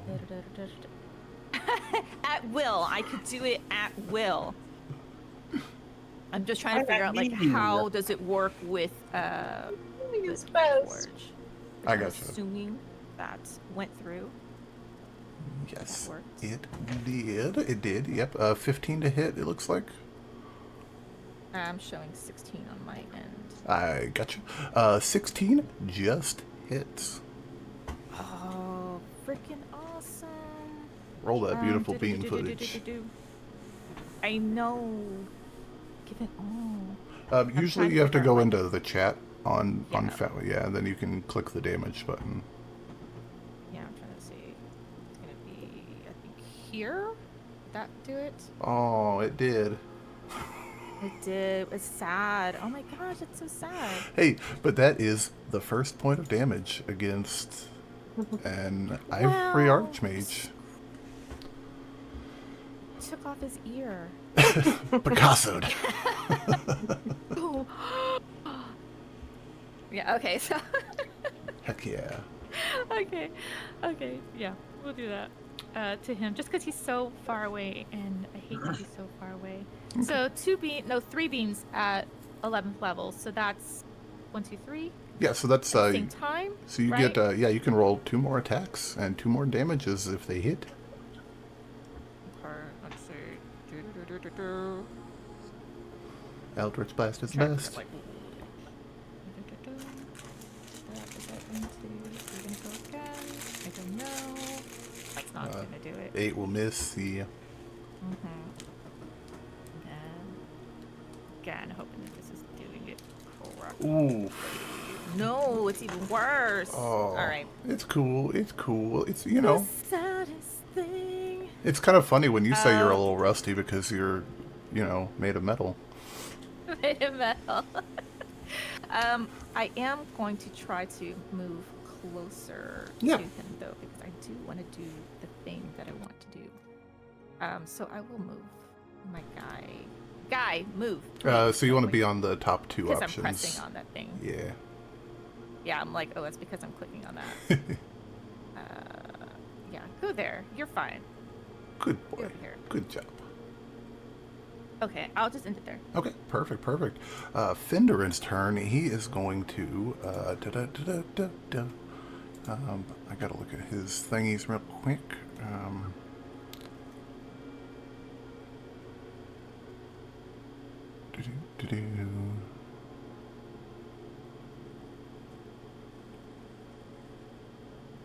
He will, as an action, place a hand on his chest and cast a spell and drop out of the air. He will take... he's 20 feet up, so that will be... Val, does that have a go up every turn type of thing on it? I think it does. No, I don't think so. Because I thought that they went up 20 feet immediately, and I thought that every turn they kept going higher and higher. I just wasn't sure if that was on your turn or their turn. No. That is not what I'm seeing, at least. Okay. He will take 10 damage as he falls out of the air. Landing, again, superhero pose style. And for a bonus action, he is going to channel divinity and turn the tide. And he is going to gain back a number of hit points equal to half of the damage he took falling out of the sky. That was a legitimately bad roll. But he is on the ground now and back engaged with you, Nimbus, and that is his turn. Val.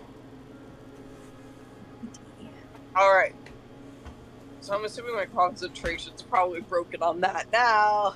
Well, either way, I forgot about it, so we didn't worry about it, so I wasted a spell slot on it. That's what I get for being a dum-dum. Da-da-da-da-da-da. But that's so cool and epic. I'm going to be casting Investiture of Flame on myself. Ooh. First and foremost. Heck yeah. And let me know what that does off the top of my head, because I don't know. Beyond all the beautiful flavor text of I just turn into flames, and I think also being an air genasi, that's just a bunch of fucking steam that is so goddamn hot at that point, and my beautiful coat is probably ruined, and I'm mad about that a little bit, but I'll process that later. Hell yeah. I'm immune to fire damage, and I'm resistant to cold now. Ooh. Any creature that moves within 5 feet of me for the first time on a turn or ends its turn within 5 feet of me takes a d10 of fire damage. And what I'm also setting up right now on this turn is I can use my action to create a line of fire 15 feet long and 5 feet wide, extending from you in a direction that you choose. Each creature in the line must make a dex save throw or take 4d8 on a failed save or half as much on a successful one. Heck yeah. And I'm going to move. I would like to... I was going to ask if you wanted to move a little bit before you cast that. Yeah, I'm going to move 15. toward him and do that. I gotcha. Heck yeah. Ooh, that's a fun spell. I've never seen that used. That 15 feet back, because being near him sounds scary. Heck yeah. So you're doing the line of fire, or that's the next turn thing? I am doing line of fire. I'm just Heck. trying to measure that right now. Oh no, you're. Well, also You are not fine. understanding Uh, a little bit. If the foundry is being foundry for you, you can just let me know where you want it, and I'll kind of help you out there. Yeah, I just want it I can make a line template. around him. See him. It's 15 feet long, 5 feet wide. From you or from him?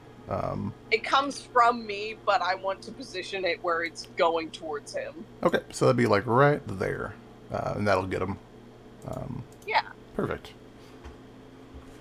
Heck yeah, and that's a deck save. That is a deck save from That is a deck save. the archmage, and that is that. He rolls it straight, and he's not great. That's a 20. That is beating it, unfortunately, but he still will take half 48, so let me roll that. Real Absolutely. quick.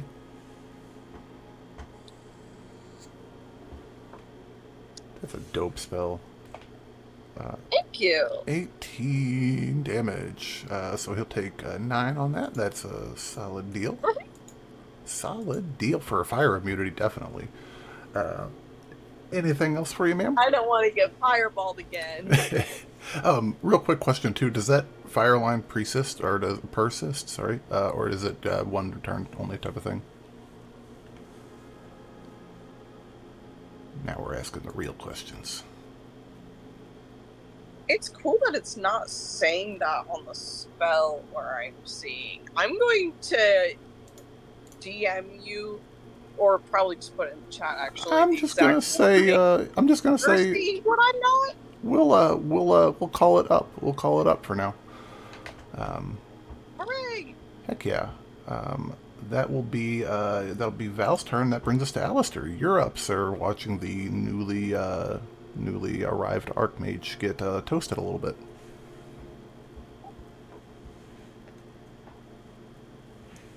And you may be muted.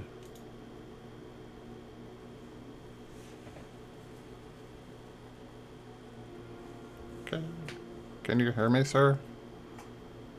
Mr. Alistair? Oh, I'm so sorry. I was zoned out for a second. You're good, brother. So beautiful. You're good. What you got, man, if you're up? All right.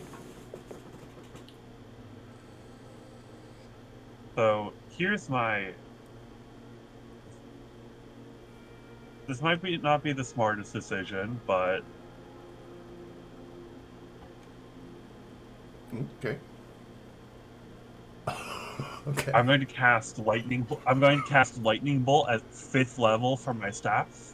You're thinking the same thing as me. Heck yeah. Heck yeah. That is a deck save for Mr. For both of them. That's awesome. For both of them. That is great. Hang on just 1 second. Gotta do deck save from the archmage. I mean, am I allowed to angle it a little bit? Like what you mean? You can, yeah. Oh yeah. I want to angle it so I hit both of them. Yeah, I got you. Give me just a second, and I will correct that a little bit. Whoops. It's not going to let it happen, but I got it. I know what you're going for. I got you. Heck yeah. Deck save from the archmage. 41 points of damage. Oh. 20 on a failed save. That is amazing. That's a fail from the archmage, and that is a that is a success on the paladin, but silvery barbs on the paladin. Ooh, I love it. Roll that and I'm going to again. give the advantage. Rain, you're a rogue, right? Yes, I am. I'm going to give you the advantage so you can get sneak attack then. Oh, nice. Thank you. He's gonna. But I have not moved an inch, so I do have advantage on my next attack. I haven't moved, and if I Well, that's a attack, specific ability you have to use. You can't just stay still and. Okay. Yeah. I thought one of the things was you can't move, and then as long as you haven't. Yeah, you have to bonus action for steady aim. You have to not. You have to like Okay, then yeah, I will take it. Heck yeah.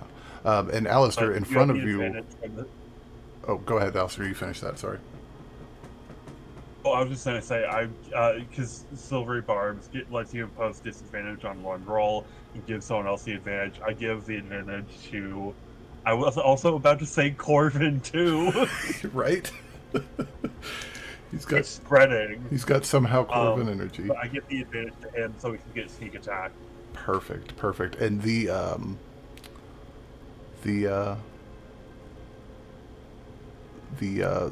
paladin of Madigan is looking rough on his feet in front of you as your lightning bolt rips through him. Hell of a round. Faust, you are up, sir. And that ends my turn. Perfect. All right, how far is this dude over to the right from me? That's 12 tiles. He's 12 is 5. He is 60 feet. He is, yep, just about 60 from you. I did not mean to do All what right. I just did. You're good. I am going to magic coin that guy. I am going to flick another coin at him and send it flying. At the archmage, or at the this paladin? dude over here. You know what? Scratch that. We're gonna do something a little bit different. Okay. Where the hell is my booming blade at? I know with only one attack I got booming bladed. What happened? All right. Anyways, I'll figure that out. I am going to hold up my my like little transforming act dealy thing, Mm-hmm. and I am going to whisper into it its command name, Death's true name, and you see this wand turn into a giant two-handed scythe, Hell yeah. which is which is essentially a halberd, Yeah. but it's just renamed. For So sure. it is my two-handed scythe, and I am going to I'm gonna come to right here with the advantage that I get from that. I'm going to make an attack on him. Go for it. Heck yeah. We are on the paladin's sheet. Oh my god! Wait a minute, what happened? Oh, okay, so that's the first one. Where's the second one? No, that's not much better, but still, 21 to hit. 21 will just miss, unfortunately. All right. As a bonus action,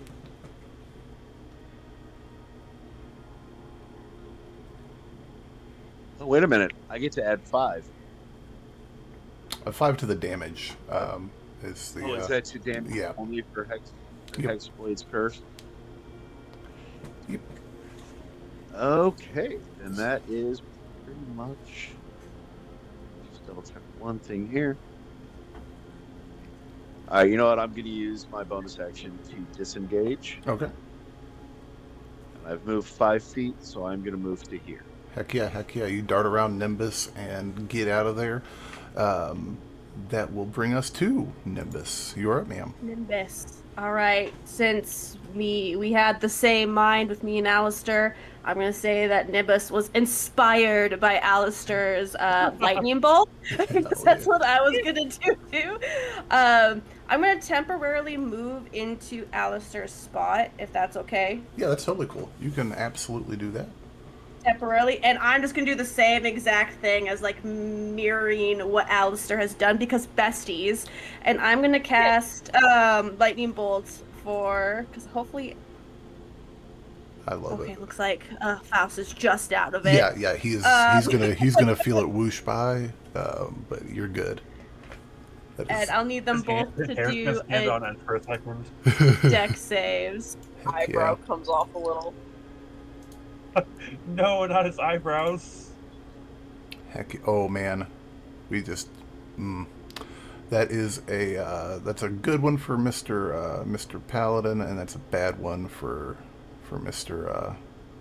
Wizard. So roll some damage for me. Okay, I am going to do this at like 5th level. And then I just need a clarification on how my channel wrath works so I can do max damage. That does not include half. Like, if I did max, they would just be the half of the max, correct? Yes, yeah. Okay, I'm not doing that right now. I gotcha. Just wanted to see lightning bolt right here. The nerve of you all to do that, both 5 feet out of range of counterspell.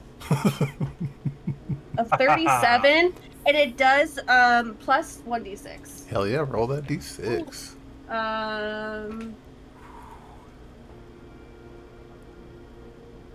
And then that I am gonna shoot him 10 feet away with, because I have lightning can push 10 feet away. So hang tight for 1 second. So that is just want to keep myself in order. So that is 30. That is 40 damage, lightning damage to the archmage. That is fantastic. And then that is a 37 plus 40, so 20.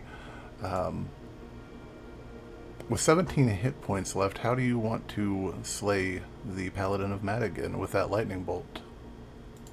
That was the guy that's like right in front of me? Yep, he is toast.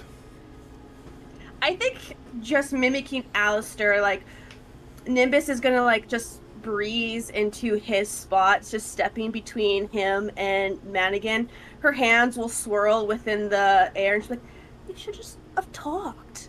And I just casts it and will shoot it straight through his chest, where there's just a burned out hole, and it will just gradually disintegrate from that hole through his chest. Hell yeah. And now if you want to use your bonus action on I just didn't want you to waste it on him. Well, I think he might be a little far away, but no, I mean, I'm gonna move a definitely. I did, what was it, 5, 10, 15, 30, 5, 10, 15, 20, 25, 30. I'm just gonna move closer, just stepping through the ash of this paladin's body. Hell yeah. Just to get a little bit closer towards Orpheus. And by now, my normal blue skin is just full on gray storm. No more Mr. Nice Nimbus. Hell yeah. Is anyone looking slightly hurt within our group? I just gained 8 life points or 8 HP back when he died, so I think I'm the only one. Everyone got firebolt. I'm at a 47. That's right. Everyone did get a little bit of a firebolt. So I'm healed, so don't worry about me. okay. I'm perfectly fine. Okay. I'm at a 47 out of 72 if you want to volunteer. Okay. You're looking a little toasty. Then I don't have enough to get to you, but I will definitely I'll just cast like a little healing word your way. Let's do it at least 2nd level right now. Perfect. And you will feel it as it brushes against your skin, like the little misting of rain just over your body. Even though I know you're all wrapped around in your fire at the moment. It's just a little It's like a little gentle touch, like a little hug from Nimbus. Heck yeah. Not the greatest, but there you go. 9 healing for you, Val. That's something. You know, it's better than what I had earlier. 100%. And I'm always grateful for friends. Absolutely. End of Nimbus's turn is that is Orpheus's turn. He is going to step out of the fire, but I'll let you roll me a d10 of that fire damage, Val. To Absolutely. 1 second. He's gonna go here, I think. And then I love watching your guys' little cursors go like crazy, like freaking crazy people. It's amazing. Ooh, good damage, 5 damage, heck yeah. Then he is going to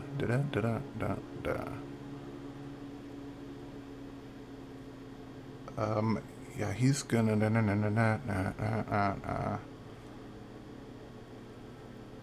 he's gonna look straight through you, Faust, straight to you, Val. I mean, he's not literally looking straight through you, but he's looking your all's direction. He says, why couldn't you just stop and smell the roses? And he will cast a spell.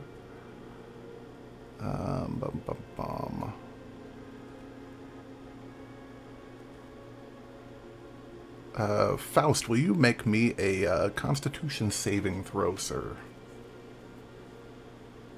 As he holds his hand out towards you. That'll be a 14. 14. That is going to be a failure if anybody has anything they want to do to help him. Can I counterspell this spell? Yes, it is, he's casting a 7th level spell, so you'll have to, either upcast or roll, if you'd like. I will roll. I forget how counterspell works. Do I just roll?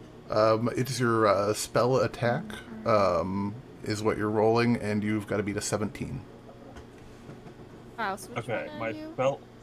Well, good news. I believe my spell attack modifier is like a 14. Yeah, you are in the best shape of your life to do this, that is for sure.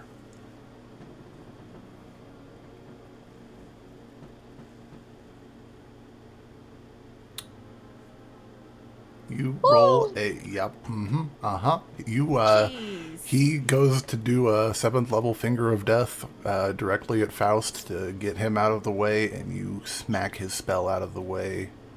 Perfect. Faust looks at him and goes, "Where you been hiding all this time, boy? We could have used you in the..." Heck yeah, and then let's see here. It's on your side. That You want to finger me, boy? He gives you a wink. That'll be his turn. Corbin, you're up, sir. So are we definitely trying to kill this guy, or are we trying to capture him? Well, he just tried to finger me, so I want him dead.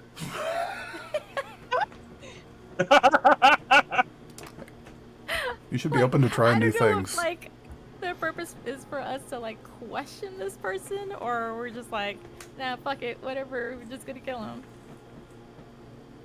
Hey, he's attacking us. At this point, it is kill or be killed. Seems like. Guess. Fine. Fine. And Jake, I figured out my blade thing. I had accidentally selected right below it, so I undid that. I'm not gonna hit anybody. Or should I move over? As long as it's just a 5 foot, you should be good from where you're at right now. I'll just move over a little bit just in case. Just in case. What are you doing? Wow, that's a bunch of stuff. It is. Let's see. Stuff. Dex 21 for lightning bolt. Oh, heck yeah. Dex 21 for lightning bolt. Picking on this poor guy because we know he doesn't have good dexterity. That's right. He rolls a 14, but he'll go ahead and counterspell yours. You're a bitch. Yeah. Remind me that could I use my tool? That's okay. I believe that's an action to do that. That's action. Okay, I already used my action for that thing. I have. But what attacks per action? So can I do a melee if I wanted to? Yeah, you absolutely can. Yeah, oh like, wait, how I'm does that sorry. work? If it's a spell attack, I'm sorry, yeah. then Casting a spell is an that's action. like specifically spell attack, right? And Yeah. that doesn't count as one of the attacks. Yeah, so if you've got multi-attack through a class feature, Right. you can cast a spell or you can make 2 attacks is kind of how it works. Okay. Yeah. Yeah, I just wanted to make sure. I was like, I think that's how it works. Is that Hey, but we spells have are his just- reaction off the board, which is a killer thing to do. That is a good thing. Okay. Yeah. Yeah. Okay. Well, I will go ahead and I think. Where is everybody at? Where is he at? I'm gonna move out of range, just in case, because I don't trust this bitch. Heck yeah. So I'm gonna move like, we'll say over here. Okay, perfect. And that'll bring us to dead guy. Val, you're up. All right, that is so awesome. That is so cool. Well,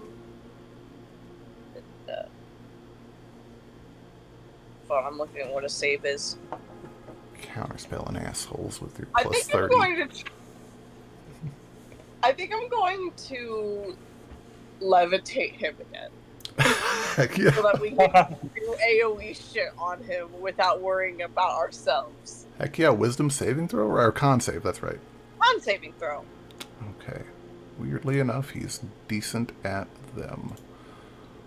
Boo. Tomato. He makes a 30. Wow, I hate that he did that. That's cool.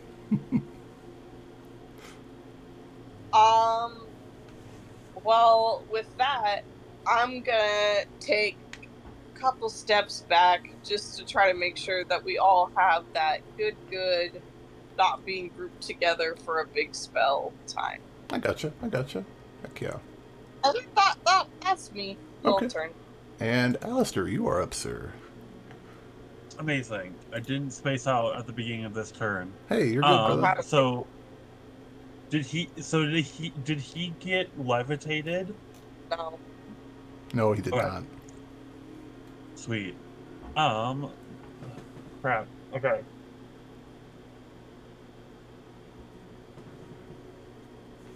Sorry, I need to look at my spells for a second. No, you're fine, man. You're fine.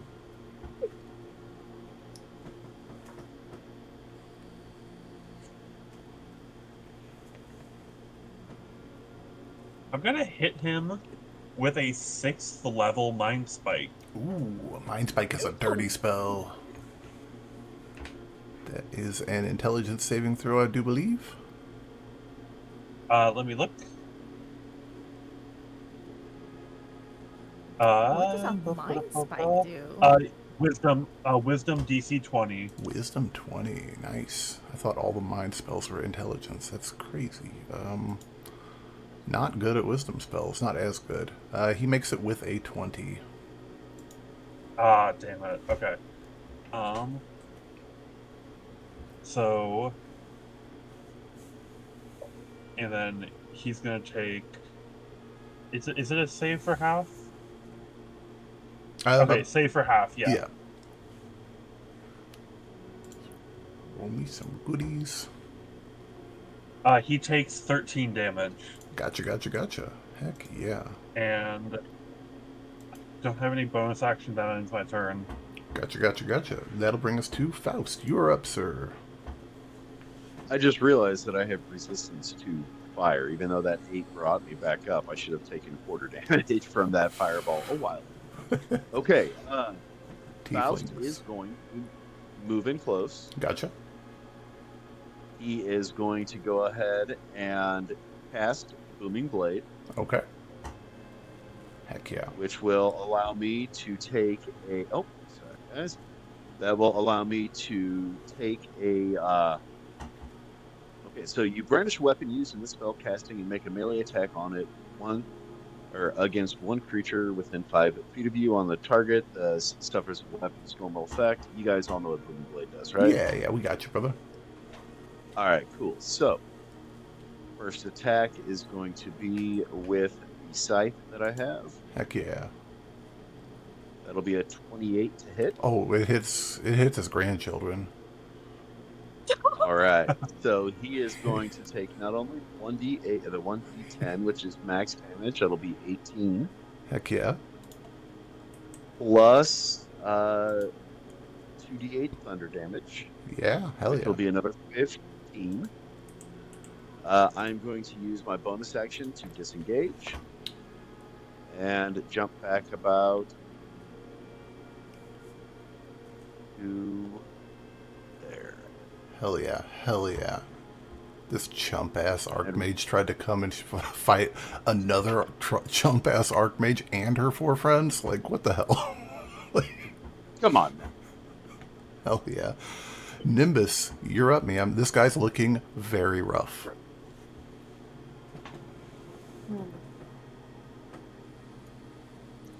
I had something in mind, but also I like the idea of Nimbus just copying her friends. Because I also have Booming Blade with my shillelagh. Hell yeah.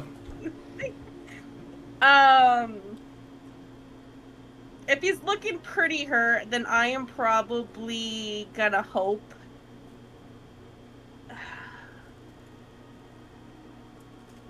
Like, do you think enough to be toasted, or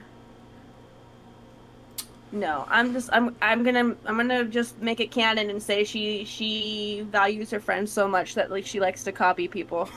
Hell yeah. Copy you guys, and she's gonna rush forward, kind of more like levitating off the ground, little crackles of lightning as she does, her own staff coming up, and I too will do the same. Heck yeah. As Hit I'm him. gonna roll to hit. Ooh. 17 hits. Yeah.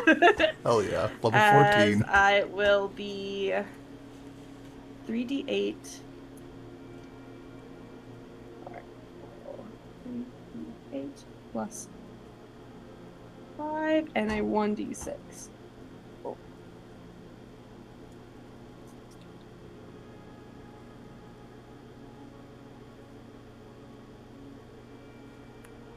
Hey, 11 damage and then a 17 damage. That's 3d8. That is a good so that's 32 total. Is that math right?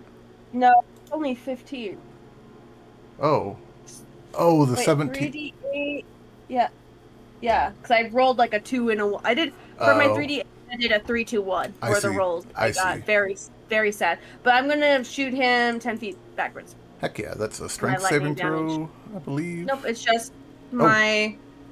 I just lightning pushes 10 feet away. Oh, heck yeah, heck yeah, heck yeah. 10 feet. And I'm going to hold up my shield, taunting him to come back at me. Heck yeah. Coming. 10 feet away from you, and he, well, that's 15, sorry. He is 10 feet away from you, heck yeah. And then that will be his turn. And he will...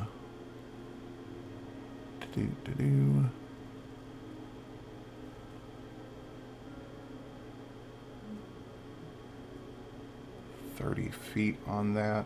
Want to make me a con save, Nimbus. Oh, you know what? Actually, hold on just one second. I might be lying to you on that. Yeah, you're the one he really wants. Val, you want to make me a dex save? Yeah. Yeah, that makes sense. Save? Yeah, that dex save, ma'am. You got it.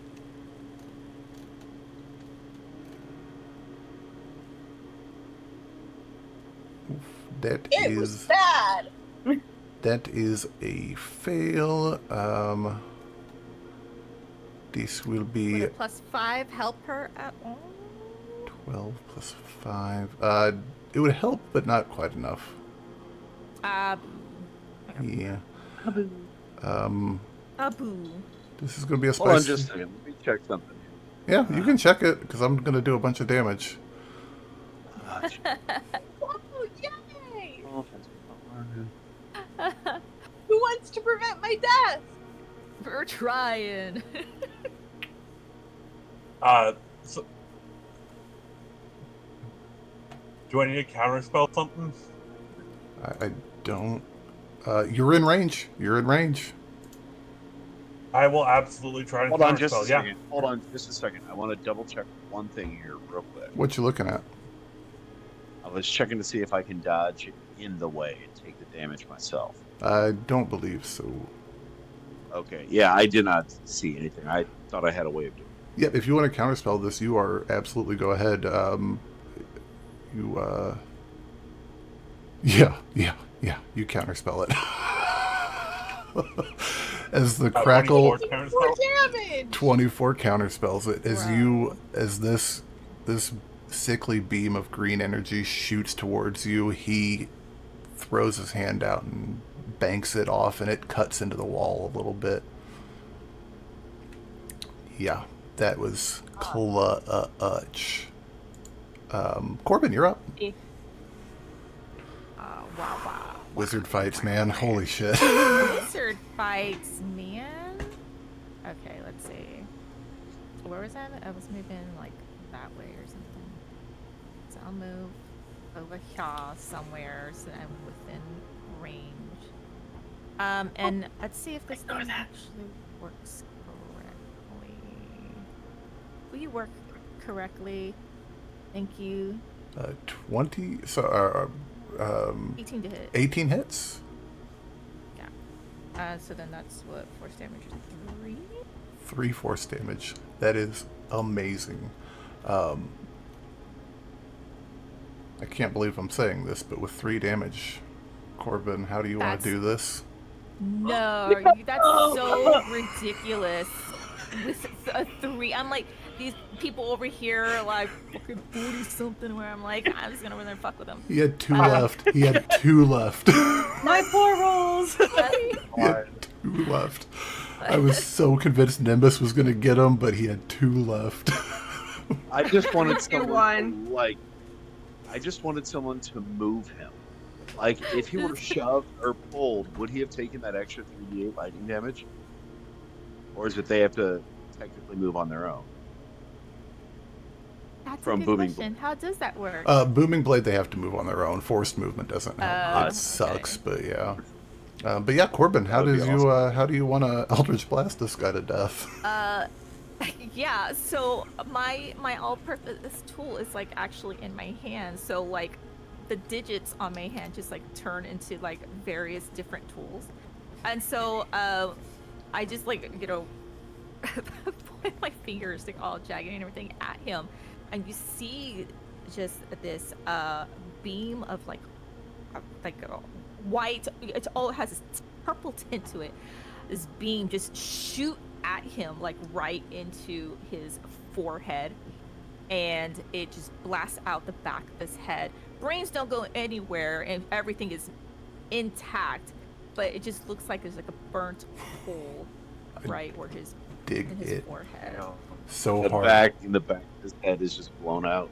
As he drops to his knees, the life leaving his eyes, and stillness takes hold in the Undercity streets, where anyone that was out and about has long since run for cover and hidden with this immense spell battle that has taken place.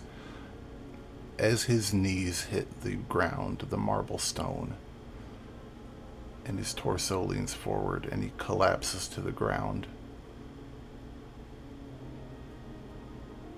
you all hear a noise. A deep noise. A deep rumble. And there's a charge in the air. All around you, it's palpable.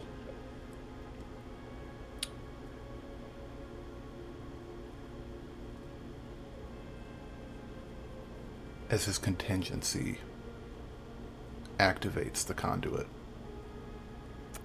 You see, I knew we should have just captured him. And we will. You're the one who killed him. You killed him! Shoot, I asked if we wanted to capture him!